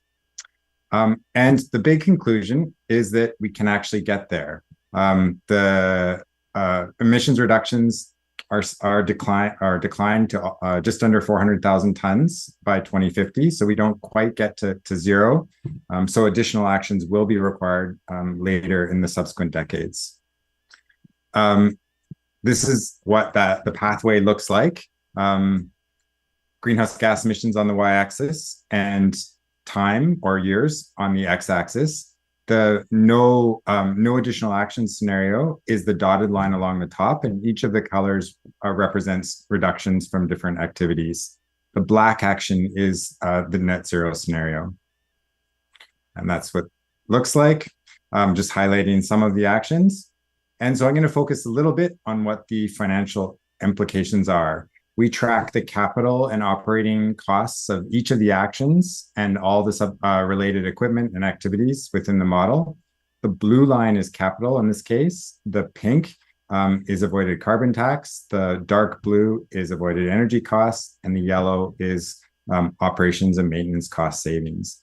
And the point at which net annual costs become savings is 2035. So this is the point in which savings exceed capital expenditures. On average, the investments are approximately 2.3% of London's 2021 GDP, which is just over $30 billion. Here's what happens when you sum up those investments over the period from 2025 to 2050 for the net zero scenario. There's about $12 billion of investments, and it results in overall net savings of $7.2 billion. So that's a big finding. Investing in climate action results in net savings for the community. And this is all investments by businesses, households, governments at all levels. So it's not just the municipality, it's everyone. And the low carbon or the zero carbon scenario actually does even better. It has lower investments and results in $14.3 billion in savings. So that's a significant financial benefit from taking ambitious climate action. All of these investments also generate a lot of jobs, approximately 112,000 person years of employment over 25 years, which averages to about 5,000 per year. That's on average, of course, so the investments vary from year to year. And a person year is 1 year of employment. So it's not 112,000 jobs in total, it's about 5,000 per year. So the conclusions are that the pathways which achieve London's GHG targets save money, stimulate investment and economic development, and create jobs. And for that reason, London's Climate Action Plan is as much about economic development as climate action. And that is the presentation. Great, thank you very much. We're going to ask you to stay with us online, as councillors may have some questions to direct your way. But we're going to move next to our presentation from our representatives from Enbridge Gas. And so welcome Ms. Shannon and Ms. Tsai. When you are ready. Thank you, Mr. Oh, sorry, one moment. Jay, did you have something else that you needed to move here? Mr. Chair, there was just one more slide, but you know what? It's not important. We'll get to that at another point in time in our conversation. Okay, sorry about that. Didn't mean to get ahead of you, but we will go to Ms. Shannon and Ms. Tsai. Thank you, Mr. Chair, and through you, on behalf of Enbridge Gas Ontario, we will be highlighting our annual successes and possible DSM opportunities in your community in relation to this report. Please refer to the presentation that we sent you yesterday afternoon throughout our delegation, and please note that slide 11 is a duplicate. So slide 2, we exist to deliver the energy that enhances people's quality of life and have done so for more than 175 years. We safely provide the dependable energy our 3.9 million customers depend on to warm their homes, power their vehicles, and help produce and move the goods we use every day. Slide 3, we are a proud community partner, and just want to mention that we're pleased to have supported several initiatives in the City of London, including London Environmental Network, Reforest London, Upper Thames River Conservation Authority, and more. On slide 4, at Enbridge Gas, we've been focused on the transition to net zero future for some time, and we're innovating, investing in new lines of business and sustainable program offerings in conservation, renewable gases, and cleaner energy technologies. And we also have residential, commercial, industrial, low income, and more programs for Londoners and London businesses. And I'll now turn it over to Mary. Good afternoon. I gotta push this down now. Good afternoon, everyone. So the residential customers for London that are connected to natural gas is 124,389 customers. Total consumption for last year was 223 million and 96,474 M cubes that they used. So going on to slide slide 8, we're just talking about the HER, which is the home energy retrofit, and the measure updates. So basically what happens is we've sold amount of 71,165 heat pumps, attic insulation and roof insulation. We're looking at 26,101, and windows and doors replacements was 206,422. We have on slide 9, it has the numbers for the London participation. So back in 2022, it was called HER, and then now in 2025, we've moved it over to what's called HRS, which is a home retrofit. Basically the same thing, but we partnered with the IESO. So typically what these slides show you is the participation rate for all of Ontario is about 0.79%. London is just topping a little over 8%. So kudos for you for that. Also looking at on slide 10, it just shows you about the residential program participation for the programmable thermostats, and it goes over year. And as you can see, in 2023, we had a tremendous year. 2024, not quite as much, but there's definitely huge opportunities there. Again, slide 11, as Megan mentioned, it is a duplicate slide. So if we go over to slide 12, we're talking about what we refer to as HWP, which is home winterproofing. And these are income qualified program participation.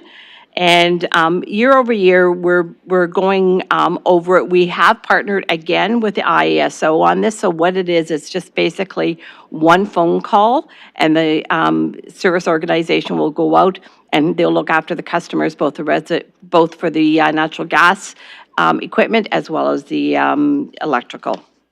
So it makes it a lot easier. On slide 13, it just shows a little bit about your commercial and industrial customers.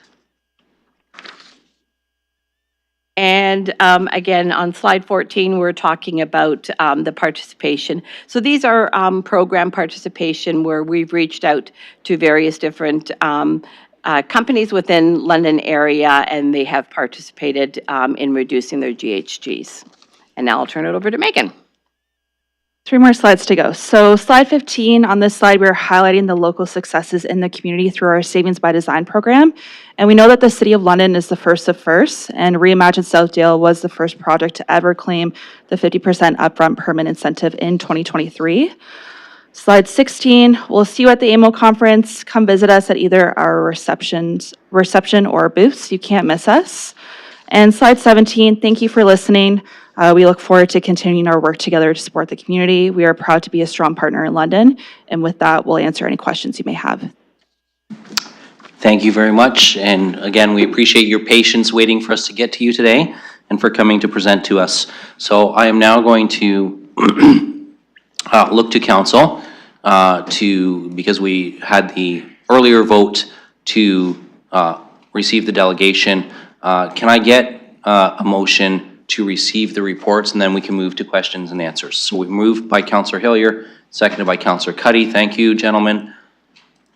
And so that is on the floor now. Now we can go to questions, comments, and our delegations are here, so you can direct them to our delegates from Enbridge, as well as our consultant or Mr. Stanford. Councillor Trosao. Thank you. There's a lot to receive in this report. So even though a lot of the reading was not text but on charts, there was a lot of good information here, and I thank you for that. I want to go to page 14 on Mr. Stanford's slides, GHG emissions community. This is under subdivision 5, greenhouse gas CHG emissions. And I'm looking at this chart, and I noticed that the London's targets are a little more aggressive than, well, they're more aggressive than the federal government's, and the federal governments are more aggressive than the province. We seem to be on target for the province. I'm looking at that red line that takes us to 2024, and I'm wondering, what else could the City of London be doing that would help us get down by 2030 to that green line, which is the CAP milestone for London? It just seems as if, looking at the trajectory for how that red line has been, the emissions to date have been proceeding over the years, there would have to be something a little more, I don't know if the right word is drastic or aggressive or unusual or not keeping with current practice. How do we get that red line to go further down? Because it just seems like it's crept up a bit and we're not making progress. Mr. Stanford.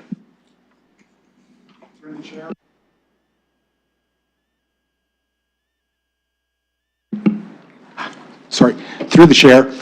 It is the challenge that we all have, actually. When we look at the trajectory there, you can see, as I mentioned before, the roller coaster. 2030 is 5 years away. For the turnaround that's required, not only here in London, but almost at every city in Canada, they're facing the same struggle. It's the movement is not occurring in the transportation sector or the household energy efficiency sector the way it needs to be. There's movement, and that's good, and there's good news. It's just not moving fast enough. A project, though, that we had before in discussion with the CAPS committee just 2 days ago is setting the stage for improvements. The Mobility Master Plan, which you've just had before today, is setting the stage for improvements. So we're improving upon our foundation, but it will require Londoners, businesses, visitors, and the corporation to do its share, to do its best to move on the target. We do note that, though, if you don't hit a 2030 target the way they've been outlined here, it's referred to as doing our fair share.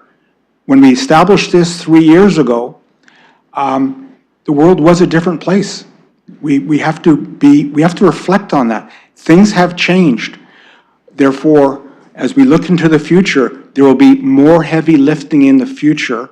So as staff here, I can't speak for all, we're not panicking because there is a long runway. We have to have the continued action and support at all levels of government and throughout the community continue. I apologize that's a little long, but anytime I look at these targets, I get nervous myself, but then I do look at, there is a long haul to 2050 if we continue to do more. Councillor? Thank you. And I'm not placing blame any place, and I'm not faulting particularly your department. I'm wondering if, not today, but I'm wondering if at some point in the near future, it might not be a good idea to go through the particular provisions that are in the Municipal Act that grant the City of London powers to deal with environmental and health questions, so we can better understand what would be within our purview as a city to maybe move these numbers ahead. And I'm not going to get into a number of legal questions today about at what point does it become actionable, but I'm just hoping that at some point we could maybe do a workshop or just a presentation, just running through those Municipal Act sections again and understanding how the case law has empowered or not empowered Ontario jurisdictions to be more aggressive on climate change. My review of the case law, especially the recent case law, is we have a lot of policy space where we can be taking out, where we could be engaging in slightly more aggressive regulations, which I know would be controversial, and I'm not putting any on the table today, but I just hope we can have that discussion while this council is still here so we can set the stage for the next council. Thank you. Councillor Frank. Thank you. And given this is my favorite topic, I have lots of questions. So my first would be to Yul from SSG. I'm wondering, I noticed on the chart it included the carbon tax. So I was wondering, based on that chart, would we still receive net benefit in a couple of years, even though the carbon tax has largely been taken away? Mr. Hebert? Through the chair, yes, in both cases, this work was done prior to the cancellation of the carbon tax, which is why it is still in there, and there is still an industrial carbon tax. But yes, in both cases, in both the scenarios, there would be a net financial benefit for the community if these scenarios were implemented. Councillor Frank. Thank you. Just wanted to confirm. Additionally, I really love that this will be sent towards the consultant who's doing the economic development work if this motion passes. I do think it's really important to highlight the incredible economic benefit that comes along with doing green infrastructure and green development work. Additionally, I was hopeful to hear, based on the consultant's report as well, if London's on track to achieve our targets by 2030 or 2050, just using the SEEP action plan and following that through. I was a little bit unclear if we would be hitting our targets if we did everything that was in our plan by 2030 and 2050, both targets. I'm sorry, were you directing that to Mr. Stanford or Mr. Hebert? Or both? Okay, let's go to Mr. Hebert first, and then we'll go to Mr. Stanford. Yes, so through the chair, the businesses plan scenario represents the policies, programs that have been committed by both the city and other levels of government, and it doesn't fully achieve the targets, so additional actions would be required. And Mr. Stanford? Thank you, and through the chair, I agree with the comment you heard. The key part here is when we look at what is in SEEP right now, and we look at the changes that are occurring in Ontario and elsewhere in Canada, with the 5 years available, no, it will not be possible at the current level of activity that's occurring here in London. That has been further confirmed by the consultant in the modeling exercise. So 2030, but please, I can only emphasize, 2030 was a milestone target described as London doing its fair share at a point in time. I think any municipality, and we're in contact with many, they're looking at that target of 2030 and looking and saying, things have changed when we all wrote our reports. Now it's a matter of bearing down and looking at the report and the economic opportunities that are before us, but it will require a longer period of time. It will not be 2030. Councillor Frank. Thank you, and fear not, I share your optimism, unlike perhaps David Suzuki, as recently announced. This is actually a question if it is deemed fit to the mayor. I was wondering, given as part of the report, it's demonstrated that London's greenhouse gas emissions are 17% higher than they would have been if Ontario's grid intensity had remained at 2018 levels, as the province is adding more and more gas to the electrical grid. I'm just wondering, given the direction, I believe in January, for the mayor to go and speak with the Minister of Energy, how those conversations went, and if they're aware and making efforts to reduce their gas contribution to the electrical grid. So I'll allow the mayor to answer that if he wishes.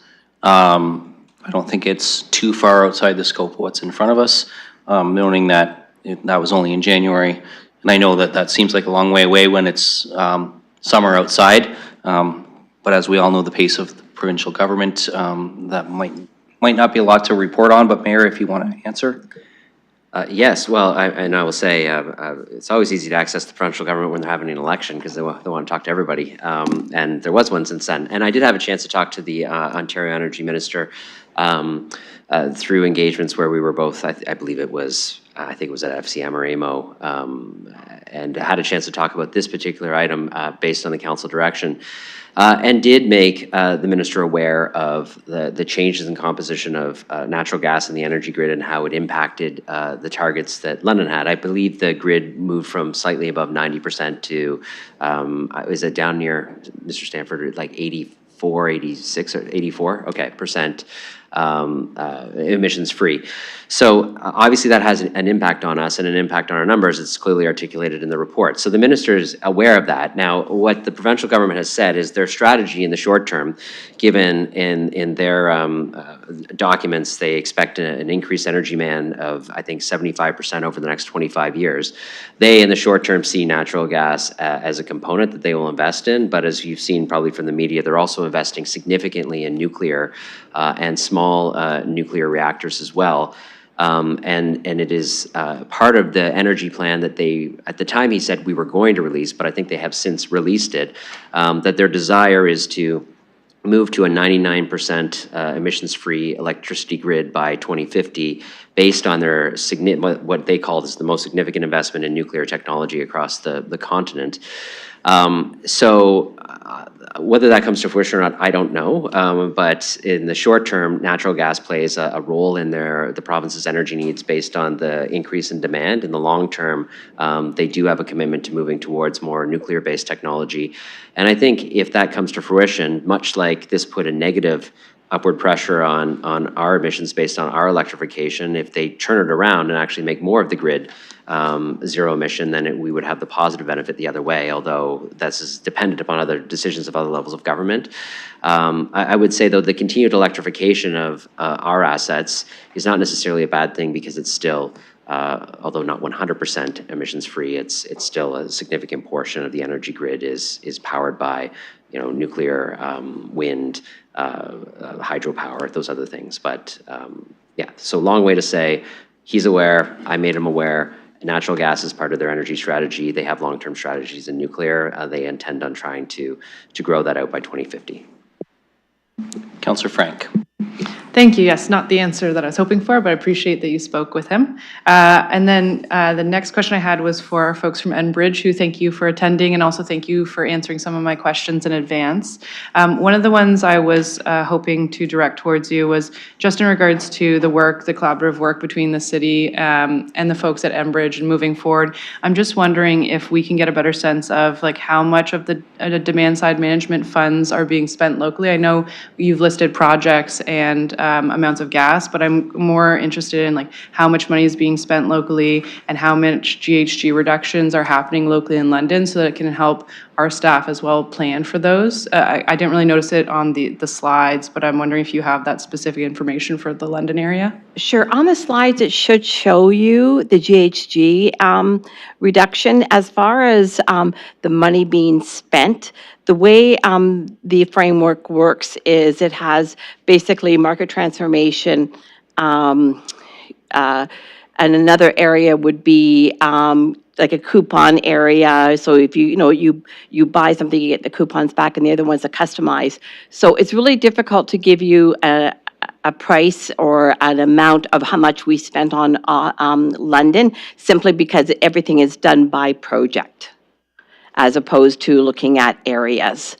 But as far as, we are in constant communication with Jamie and out of the city, and anything that comes new comes through with the programs, we make them aware. And we're also looking at doing a lot more social media posts so that that your residents are aware of the different programs, because really that's really the number one obstacle with participation is awareness. Councillor Frank. Thank you, and I appreciate that information. And then I had a follow-up from one of the questions that we exchanged via email. So, and again, thank you for replying to those.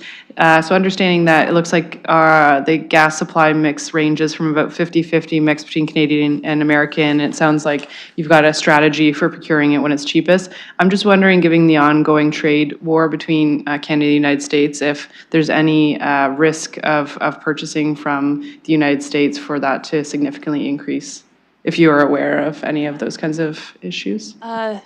Through the chair. Not at this time. Thank you for your question, Councillor Frank. But we are monitoring the ongoing discussion closely, and we'll be making those next steps if we hear any news moving forward.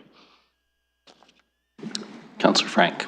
Thank you. And just one final one, I believe. Again, thank you for letting me know about the diverse portfolio of renewable energy projects that Enbridge is investing in. I'm just wondering if you do have the actual percentage of the portfolio that is renewable. Again, I saw the financial numbers, but I'm wondering what percentage of Enbridge's portfolio is renewable, given the efforts that London's making to try and move towards a net zero area. And we'll go back to our delegates. Through the chair, thank you. Yeah, so as we mentioned in our response back to you via email, we just have on our website listed all the different projects that we have across Ontario as well as at our US utilities. So we don't have the percentage, but we do have which projects are the renewable fuel source, the nameplate capacity, as well as the jurisdiction, and we're also happy to share with that with members as well. Councillor Frank. Thank you. Yes. Given that, is it all right, given that you had sent this all via email, for me to circulate it to the rest of council? Because I exchanged a couple more questions. I do think it's really good background for all of council to have. Through the chair, yes, of course. And again, please reach out to Mary and I if you have any further questions moving forward. Councillor. Thank you. Those are all my questions for everybody, but thank you for the update and the direction that we're moving in. Thank you, Councillor Frank. Looking for other speakers, and I've got Councillor Pribble and then Councillor McAllister. Thank you, Mr. Chair. I actually have a question for Enbridge. And on our slide 14 and 15, where is the commercial, industrial, and the reduction of GHG. And I just want to ask you, for the builders, the reduction in the cost would be, for example, through the rebates. Is that correct? Well, let's ask our delegates. Okay, as far as if you're talking about builders and developers, yeah, I mean, you're correct in that way, but there also is incentives available for them as well. So depending on what program they participate, like we've had a really huge success with our Savings by Design program, both affordable and commercial. So a number of London developers have participated. So not only are they future-proofing their buildings and, with any, if it's condos for the residents, but also they do get incentives from Enbridge as well. Councillor Pribble. Thank you. So a couple of last comments. So they greatly appreciate it as they're lowering the cost, they actually can explore other more efficient technologies.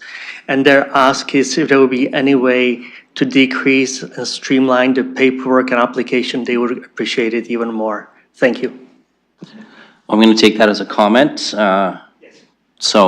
Appreciate that. Councillor McAllister. Thank you. Through the chair. Not sure who wants to take the question, maybe Mr. Stanford, maybe the consultant.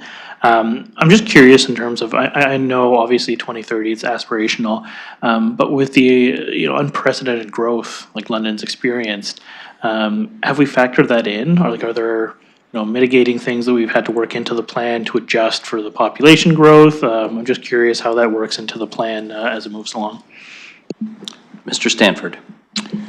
Through the chair, that is all included in the plan, and that is why we kind of report a couple different ways to bring forward those numbers, because when we consider growth, it suggests we're not doing as well individually as we are. It's just that collectively, we have to always do that much more. So by growing as a city, which is the goal of council, we just have to make sure we're accommodating that. That was also in the projections of SG as they looked into the future for us, especially from the economic situation. Councillor McAllister, you're good? Looking for other speakers. Councillor Hopkins. Yeah, thank you, Mr. Chair. And first of all, thank you to Enbridge for being here. I really appreciated the information and the updates. I want to thank staff for the report. I know there's a lot of information here, but I'm starting to look at this CEEP as an economic plan almost, and the importance of this plan in our city. And obviously, what we get out of that. Mr. Stanford, you talked about the flexibility that's needed and how things change Things are very different to when this was implemented 3 years ago to what it is now. I know as a municipality, we can be flexible. We learned that through COVID, to be nimble and to react. But I want to sort of, as I follow this plan, really want to understand the importance of where we need to be nimble. And if you could just more or less share where we have to go now. I know I heard transportation is something that is really considered, we can improve there. But as I look at this plan every year, I want to be updated and want to know where we need to go now. I wonder if you can just delve into that a little bit more. Thank you. Mr. Stanford. Thanks, and through the chair. As I mentioned before, and you referred to how we move around in the city and how we live in the city are really, really key drivers in all of this. One of the key next steps for us, now that we have all this additional information on the economic discussion, the idea that investment is required, capital investment, to get those returns on investment, and the jobs that we heard about, and the financial benefit, will come to you today, and to look at those economic opportunities, because those are the eyeglasses that we don't normally look through right now. And it's going to require a lot of eyes looking on this, because in many ways, things aren't perfect. And we know that. But the modeling often makes assumptions about perfect economies, and when there's not competition for capital, and that's not always the case. Sometimes it is, sometimes it's not. That all has to be factored in. And that has to be factored in by the right people, economists who actually really understand how markets work. What we continue to do in our Climate Emergency Action Plan, though, is to create those opportunities for universities, for businesses to realize that London is a place to continue to look at and to bring opportunities forward. And that is what you see in the plan here today, is that continued look at how do we look to the future by creating those opportunities. And the report that you have in front of you today in Appendix E is exactly that report. It helps to unpack some of those key areas. Councillor Hopkins. I really appreciate that, and I'm also reflective of what you said before about bearing down, and I hear you loud and clear as we look at economic development in our city, how we move forward, and how we can get to our targets too. So thank you. Thank you, Councillor Hopkins. Can you see if there are any other speakers? Seeing none. I'm just going to take a moment, if you'll indulge me from the chair, to say, first of all, to our Enbridge representatives, again, thank you for coming. Also, thank you to you for the shout out to the Reimagine Southdale project. As a member of the LMCH board, along with Councillor McAllister, I know we're very proud of that work and the partnership that we've had with Enbridge to make those energy efficient units as well. I also want to note to colleagues, it's not the last time we're going to have him in front of us, but today does mark Mr. Stanford's final Community Emergency Action Plan update report to us, as he will be retiring later this year after decades of phenomenal service to our city. And he's taken on this job not only independent, but also all the other work we've tasked him to do on the recycling and the green bin program rollout and everything else that he's doing. He has been the lead on the Climate Emergency Action Plan. So I just want to take a moment to recognize that this is the last time he's coming to us to provide an update on this portfolio. We're not letting you go just yet, but as we can see from the detail of this report, you've got a tremendous workload on your plate, and we're very grateful. I think I speak for all of us here. We're very grateful for the work that you have put into this on top of all of your other duties.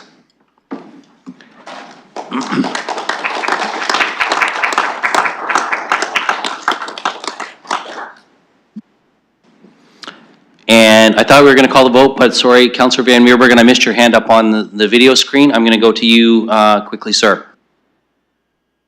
Well, not quickly, you can have your full 5 minutes if you want, but quickly in terms of having missed you, my apologies. Thank you, Chair.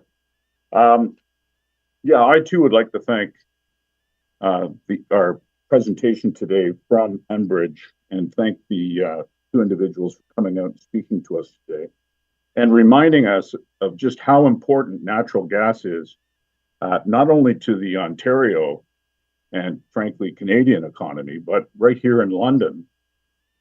One of the main, apparently there are 4 major underground storage units for natural gas in all of North America, only 4.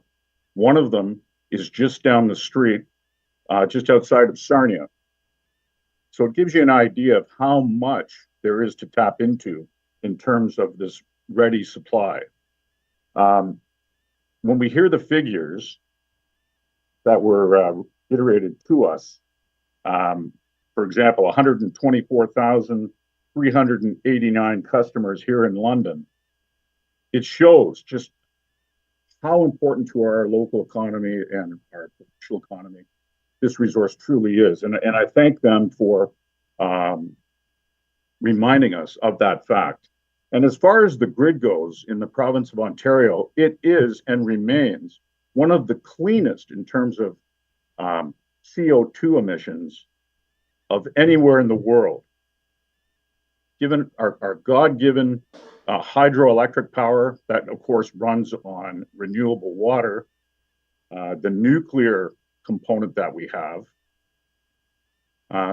the use of natural gas as a stopgap and increasing that use while more nuclear comes online is very responsible. What would we do in the alternative? Have businesses shut down, brownouts, blackouts? No, I don't think so. Again, natural gas is one of the cleanest of the fossil fuels. In fact, it is the cleanest.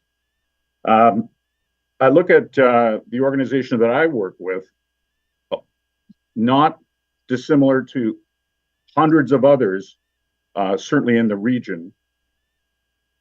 We have to rely on the electricity grid. And to maintain and attract more customers, we have to prove the emissions that are coming out of our electricity grid that we are using to our customers and future customers. And Ontario consistently comes forth with, as I said earlier, with some of the cleanest in terms of CO2 emissions anywhere.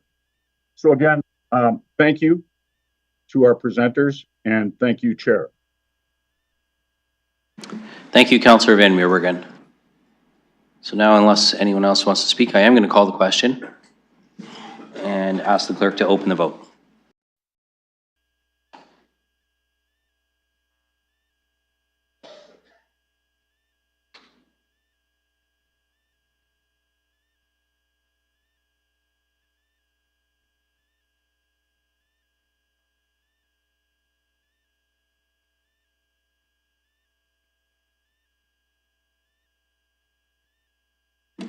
Councillor Stevenson?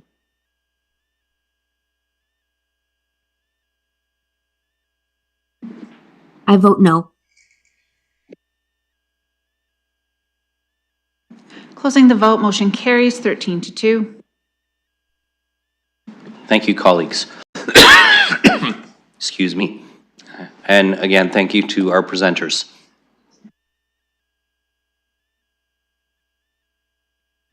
Okay, before we move into our section 6 of our schedule with confidential, we do have to, under deferred matters, deal with 2.1 from the consent agenda. This was pulled by Councillor Trussow with an added, this is the second report of the governance working group. And so we'll get that dealt with now. So Councillor Trussow, if you want to speak to your added. Yes, thank you, Chair. I'm going to try to keep this brief. I've been talking about this online on the media and at previous meetings. What I'm asking, first of all, I want to make it clear what I'm asking for. and what I'm not asking for. I'm not asking for us to change our system by any vote that I'm planning today or at the next meeting. I'm asking for us to better understand what our options are. And the reason for that is it's important for people to understand that with all of the new powers that we have under the strong mayor system, which is extensive, very broad, the selection of the deputy mayor and the determination of the role of the deputy mayor is not one of those strong mayor powers. And I think that's an important marker to start with. Therefore, it is within the scope and authority, and I would say responsibility, of the municipal council to think about, from time to time, what we're doing, whether we could do things differently, and what the other options are out there, especially since some of the options are changing. So the underlying amendment that I have here is with an environmental scan of comparable municipalities regarding the selection process and role description for the position of deputy mayor. That's all I'm asking for through this motion. Now, I also want to say that I've done a lot of this initial work. I don't think this is asking staff to take on a big burden because this frankly is very easy work to do. Because when you go to a city's website, it just jumps out at you. And I've done a preliminary scan, and I'm in the process of putting together a fuller report and spreadsheet. But I know that the council prefers to get this kind of information directly from staff. So basically, we have the status quo option. We have rotating the position. We have a selection more directly by city council. And we have the direct election by the electorate. But there's one other new option that is on the table now that is very exciting, and I'm not saying that we should enact this right now, but it's something we should think about. And that's the Burlington deputy mayor with portfolio option. And what they do in Burlington, which I think is very innovative, is that those members of council who want to take on responsibility become the deputy mayor with a portfolio, and those portfolios correspond to areas of focus within the strategic plan. And one of the advantages of that, and I've spoken to people there, one of the advantages of that is you start to think outside of your ward. It forces you within your portfolio. A portfolio would be housing, it would be transit, it would be homelessness and housing, it would be transit and mobility, it would be the environment and climate change that we talked about today. It forces you to think about things on a municipal-wide level. And I'm not saying we should do that, but I think we should think about what the advantage is in terms of collaboration and capacity building among councilors is under that option. So I'm not choosing one of these five today, but I would like to have a report back from staff, just looking at what the other jurisdictions in Ontario are doing. And I don't mean all 400 plus. So Councillor, you've been using most of your time so far. Sorry to interrupt you, but to justify your amendment, you have a minute left. I need you to put your actual amendment on the floor, please. Yes, and I will put the amendment on the floor, and I will reserve the rest of my short amount of time left to rebut anything that is said. Thank you. Thank you. Okay. First of all, is there a seconder for the amendment? Councillor Pelosa? Okay, so that's on the floor. And we will start a speakers list now. And I'm going to ask Councillor Rahman to take the chair because I'm going to speak to this.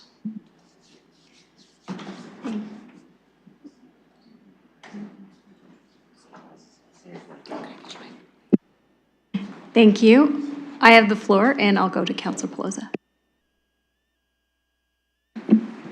Thank you, Madam Presiding Officer. A question through you. I did say I was not at the governance working group. I know there was a discussion there. And being a second-term councillor, we've seen different deputy mayors and different mayors choose different layouts. A question through you to Mr. Schultes or another clerk. Is there currently anything in the procedural bylaw that would indicate how the terms of the deputy mayor go or the selection? Well, I know the selection is always the mayor recommends and council as an entirety will say yay or nay. And if not, is it procedurally in order to eventually create something that would prescribe best practices, always understanding we could always do a notwithstanding clause and change the appointments as we go? I'll go to the clerk. Thank you. Through the presiding officer. So section 2.5 simply indicates that in the absence of the mayor, the deputy mayor may act instead of the mayor, and the council shall appoint an acting mayor to act in the place instead of mayor. It goes on to talk about various rights, powers, and authority. Now, the council procedure bylaw is simply a required bylaw that council passes. And that's distinct from any powers that may flow from municipal act or elsewhere. And the municipal act is silent on much of the deputy mayor aspects. Now, that depends on your interpretation of various parts of 6.1. And 6.1 deals with the strong mayor powers. The mayor, of course, can delegate certain authorities. So to answer your question, is it procedurally in order to make changes to consider various options? Yes, I would consider that it is. Council has the power to change its procedure bylaw. It could add definitions for various things within the procedure bylaw. And there are other municipalities that choose to do different things, as one of the councillors has just mentioned. Councillor Pelosi. Thank you, Madam Presiding Officer. Fully aware of the bylaw for acting mayor powers when the mayor is unavailable and appoints someone in his absence. I guess my main point of interest is looking to see where the municipal act is silent. If council does create something of best practices of this group, recommendations going forward for next councils to consider, having done an environmental scan and making recommendations, realizing the next council will at least have the information, and at any time could do notwithstanding and certainly do their own things. The motion before us wouldn't address it, but part of my other concern is also at our inaugural meeting, we make these decisions that in this case is a full term of council when so many are also new to the table and learning the process, that there'd be a document that they could refer to for a conversation of a prior council of what they had found out and left as information for them to potentially consider. That is just my overall comments, more procedural in interest, and that was why I seconded Councillor Trousow's motion. Thank you. I'll look for other speakers. I'll go to the Deputy Mayor. Go ahead. Thank you, Madam Presiding Officer. So I'm going to encourage colleagues to defeat this amendment by Councillor Trousseau and return to the original recommendation of the Governance Working Group.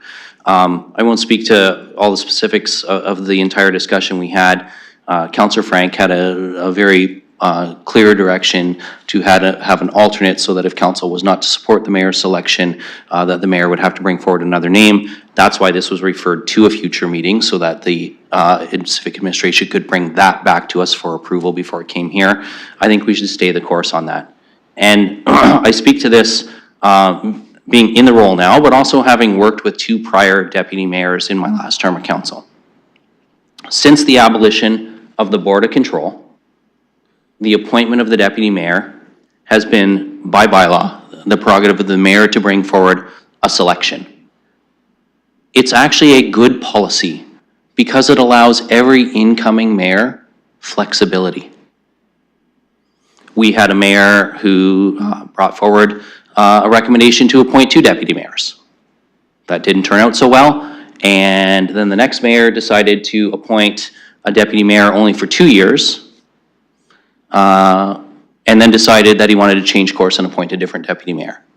Our current mayor chose to appoint a deputy mayor for 4 years. All of those, however, would also be subject to the mayor deciding to go a different direction, even midterm, and change their recommendation for deputy mayor.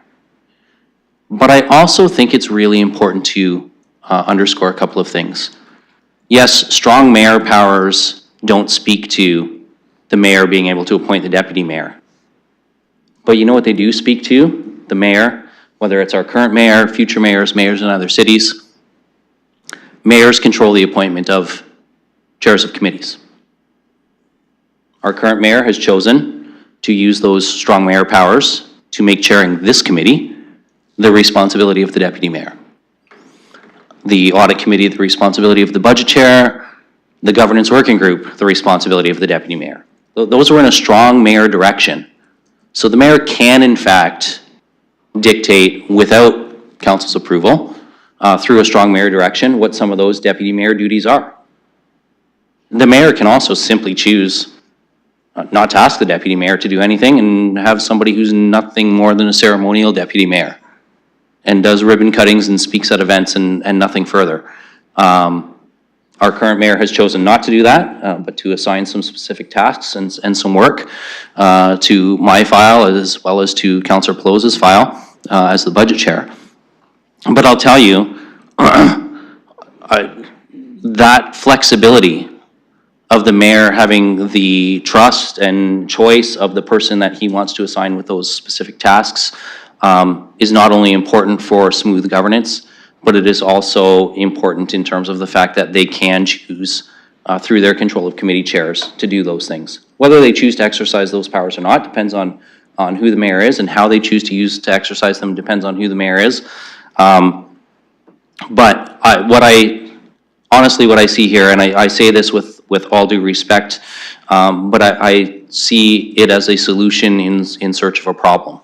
Because every mayor has been able to make the role according to how they want to lead the council as the mayor. So I would encourage us to stick with what we've got. Whoever the next mayor is will make their choice and shape the role around who they choose to appoint there.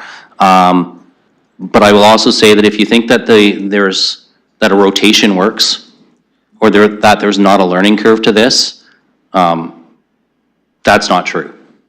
There's a significant amount of work that goes into it, a learning curve, and it's not something that you just pick up and do because every 6 months we want to change who the deputy mayor is, or every year, or every 2 years.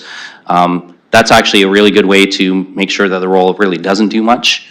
And just as committee chairs have some important responsibilities in those roles, so too does this role. And as I said, I've worked with 2 previous deputy mayors. In both cases, 30 seconds. The expectations of Mayor Holder of Deputy Mayor Helmer were even then different than the expectations of Deputy Mayor Morgan. So we need to let the mayor have the flexibility to customize the deputy mayor role, because at the end of the day, they're the only ones elected citywide. Thank you. Returning the chair to you. And I have no one yet on the speakers list, so Councillor Hopkins. Thank you for recognizing me, and I'm just going to make a couple comments here. I've been on council, I think this is 11 years. Every mayor is a little different. The composition of the deputy mayor is very different too. I do appreciate this conversation though. I think from time to time we need to sort of have these discussions. I appreciate where the councillor is coming from. I, in the past, have encouraged or brought forward motions to look at the deputy mayor and have a different composition, or look at maybe even having a woman as a deputy mayor from time to time. And I agree with the deputy mayor, it does change. It's different each time. I won't be supporting the motion, but it has made me reflect when we read the rationale behind this about strong mayor powers and how they work and how different they are, and having a better understanding about strong mayor powers, it just makes me want to understand a lot more on how we now govern here at council. But I do appreciate the conversation. Thank you. Thank you, Councillor Hopkins. Any other speakers? Councillor Pelosa. Thank you. I appreciate the conversation as well, and I'm content waiting for the report to come back out of GWG, and will also be a no on this today. Just a question through you to the clerk. Not starting a coup, not overthrowing the deputy mayor, is you never want to bandit parents to go head to head, or coaches and people involved. Knowing that the deputy mayor position is not a strong mayor power, as in a committee appointment, the mayor does have the power to do. Should a council choose that they partway through an appointment that they're not pleased with the deputy mayor appointment, is it just the simple 1/2 vote of council? Should they wish to remove the deputy mayor and ask the mayor to appoint someone else? Not saying we have that problem in this, just there are some wild municipalities across Ontario having some interesting issues. So just procedurally, since it's not under the strong mayor powers, is that the council procedural bylaw how it would be enacted should there ever be an issue at a council? But not this one, because we got it. Well, let's have our city clerk answer that. Thank you. Through the chair, a bylaw that's passed by council is within the control of council. Now, whether the mayor chooses to then delegate certain powers that he or she holds, that's a different question. Councillor? You're good? Okay. So looking for any other speakers? Councillor McAllister. Thank you, and through the chair, just wanted to give my 2 cents on this. I appreciate what Councillor Trosso is trying to do with this. I remember when we had this discussion at governance, it got me thinking as well. So where I'm currently at with it, and I appreciate the comments from the current deputy mayor, but I do think this is one of those things where we have to think to the future. I personally think, and we've seen this in the past, that this role changes, how it's split up. Sometimes you have 2. In this case, we have just the 1 deputy mayor. But I think it's important that we provide this information for future councils.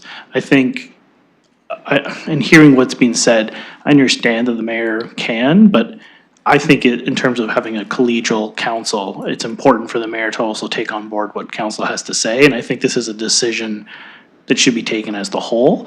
I understand in terms of the mayor having priorities and wanting to choose someone, but I do think in terms of what other municipalities do, we should afford future councils the opportunity to have this information. And if they decide to, make changes, I think this is important work that should be on the table and there for reference for them to look at if they want to make a different decision moving forward. Thank you, Councillor McAllister. Councillor Lehman. Thank you. I won't support this. We're 3/4 of the way into our term here. In my experience, this is my 2nd term. Every council and mayor has their own personality.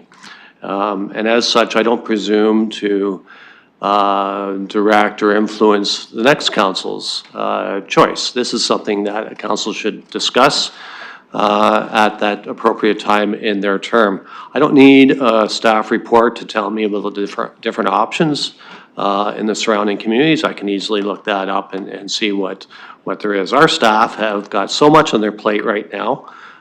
This is one thing that I don't personally think that I would like to see added to their plate. If the next term wants to debate or discuss this, more power to them.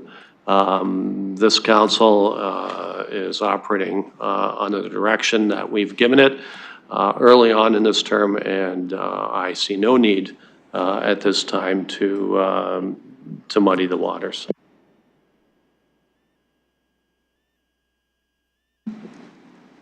Okay, that exhausts my speakers list. In order of process, I'll come back to you in a second, Councillor Trosso. Just from a process perspective, so we've got a modified Part B that Councillor Trosso brought forward. So what we have in eScribe is the governance working group report be received with a modified Part B. Should that be defeated, then we would revert back to the original language, just so folks know. So we'll call Part B first. If that fails, it reverts back to the original. If it passes, then we deal with the rest of the motion. Councillor Trosso, you've got about 45 seconds left. Yes, okay, 2 things through the chair. It's exactly because we're towards the end of our council term, that I think that this is the appropriate time to do this. That's point number one. Because otherwise, the new council is going to start from scratch. They're going to have their strategic plan. They're going to have their budget. Next thing they know, they're going to be halfway through, two-thirds through. I think that if we get this environmental scan, at least it's in the file and they've got that to look at. And yes, we could all spend some time and look it up. I've spent a lot of time doing that, and it's not really hard. It's not really hard to do. The next point I want to make is the resistance to change is problematic. We always have to be thinking forward. Yeah, 10 seconds, Councillor. In terms of what we want to do in the future, this amendment gives us information upon which we or a future council can make that decision. So I think it's good policy to get this information on the council table now. Thank you. Thank you, Councillor. That's your time. I have no one else on the speakers list. So I'm going to ask the clerk to open the vote on Part B first, and then we will deal with the balance.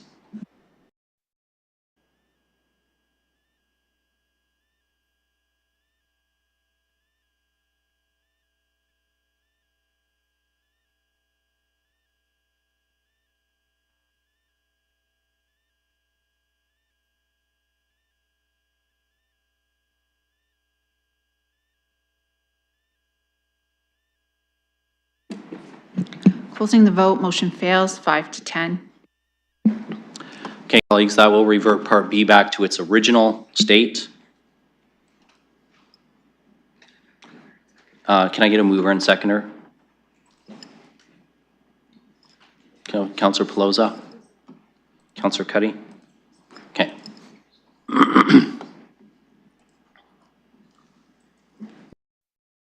So this now is the entire governance working group report be received with the appropriate actions.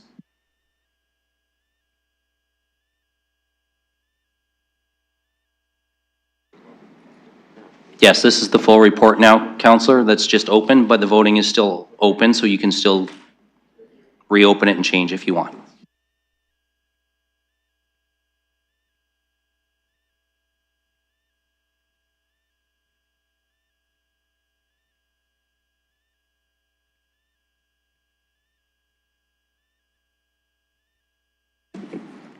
Councillor Ferreira?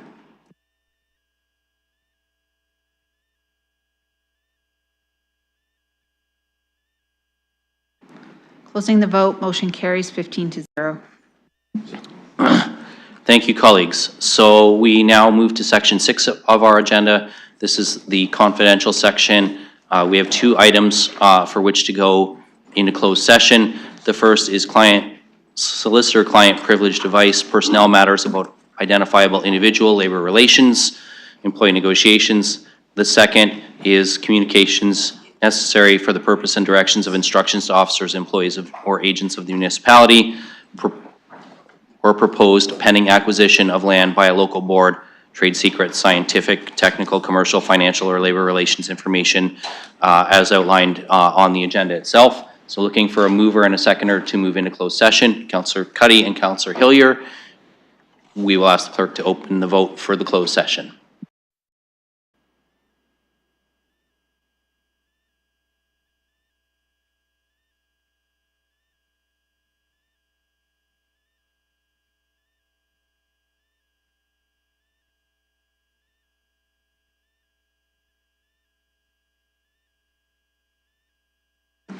Councillor Trossow?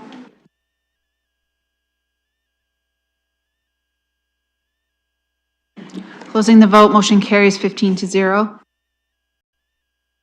Thank you, colleagues. So we'll just need a minute to get the appropriate people in the room and the chamber secured.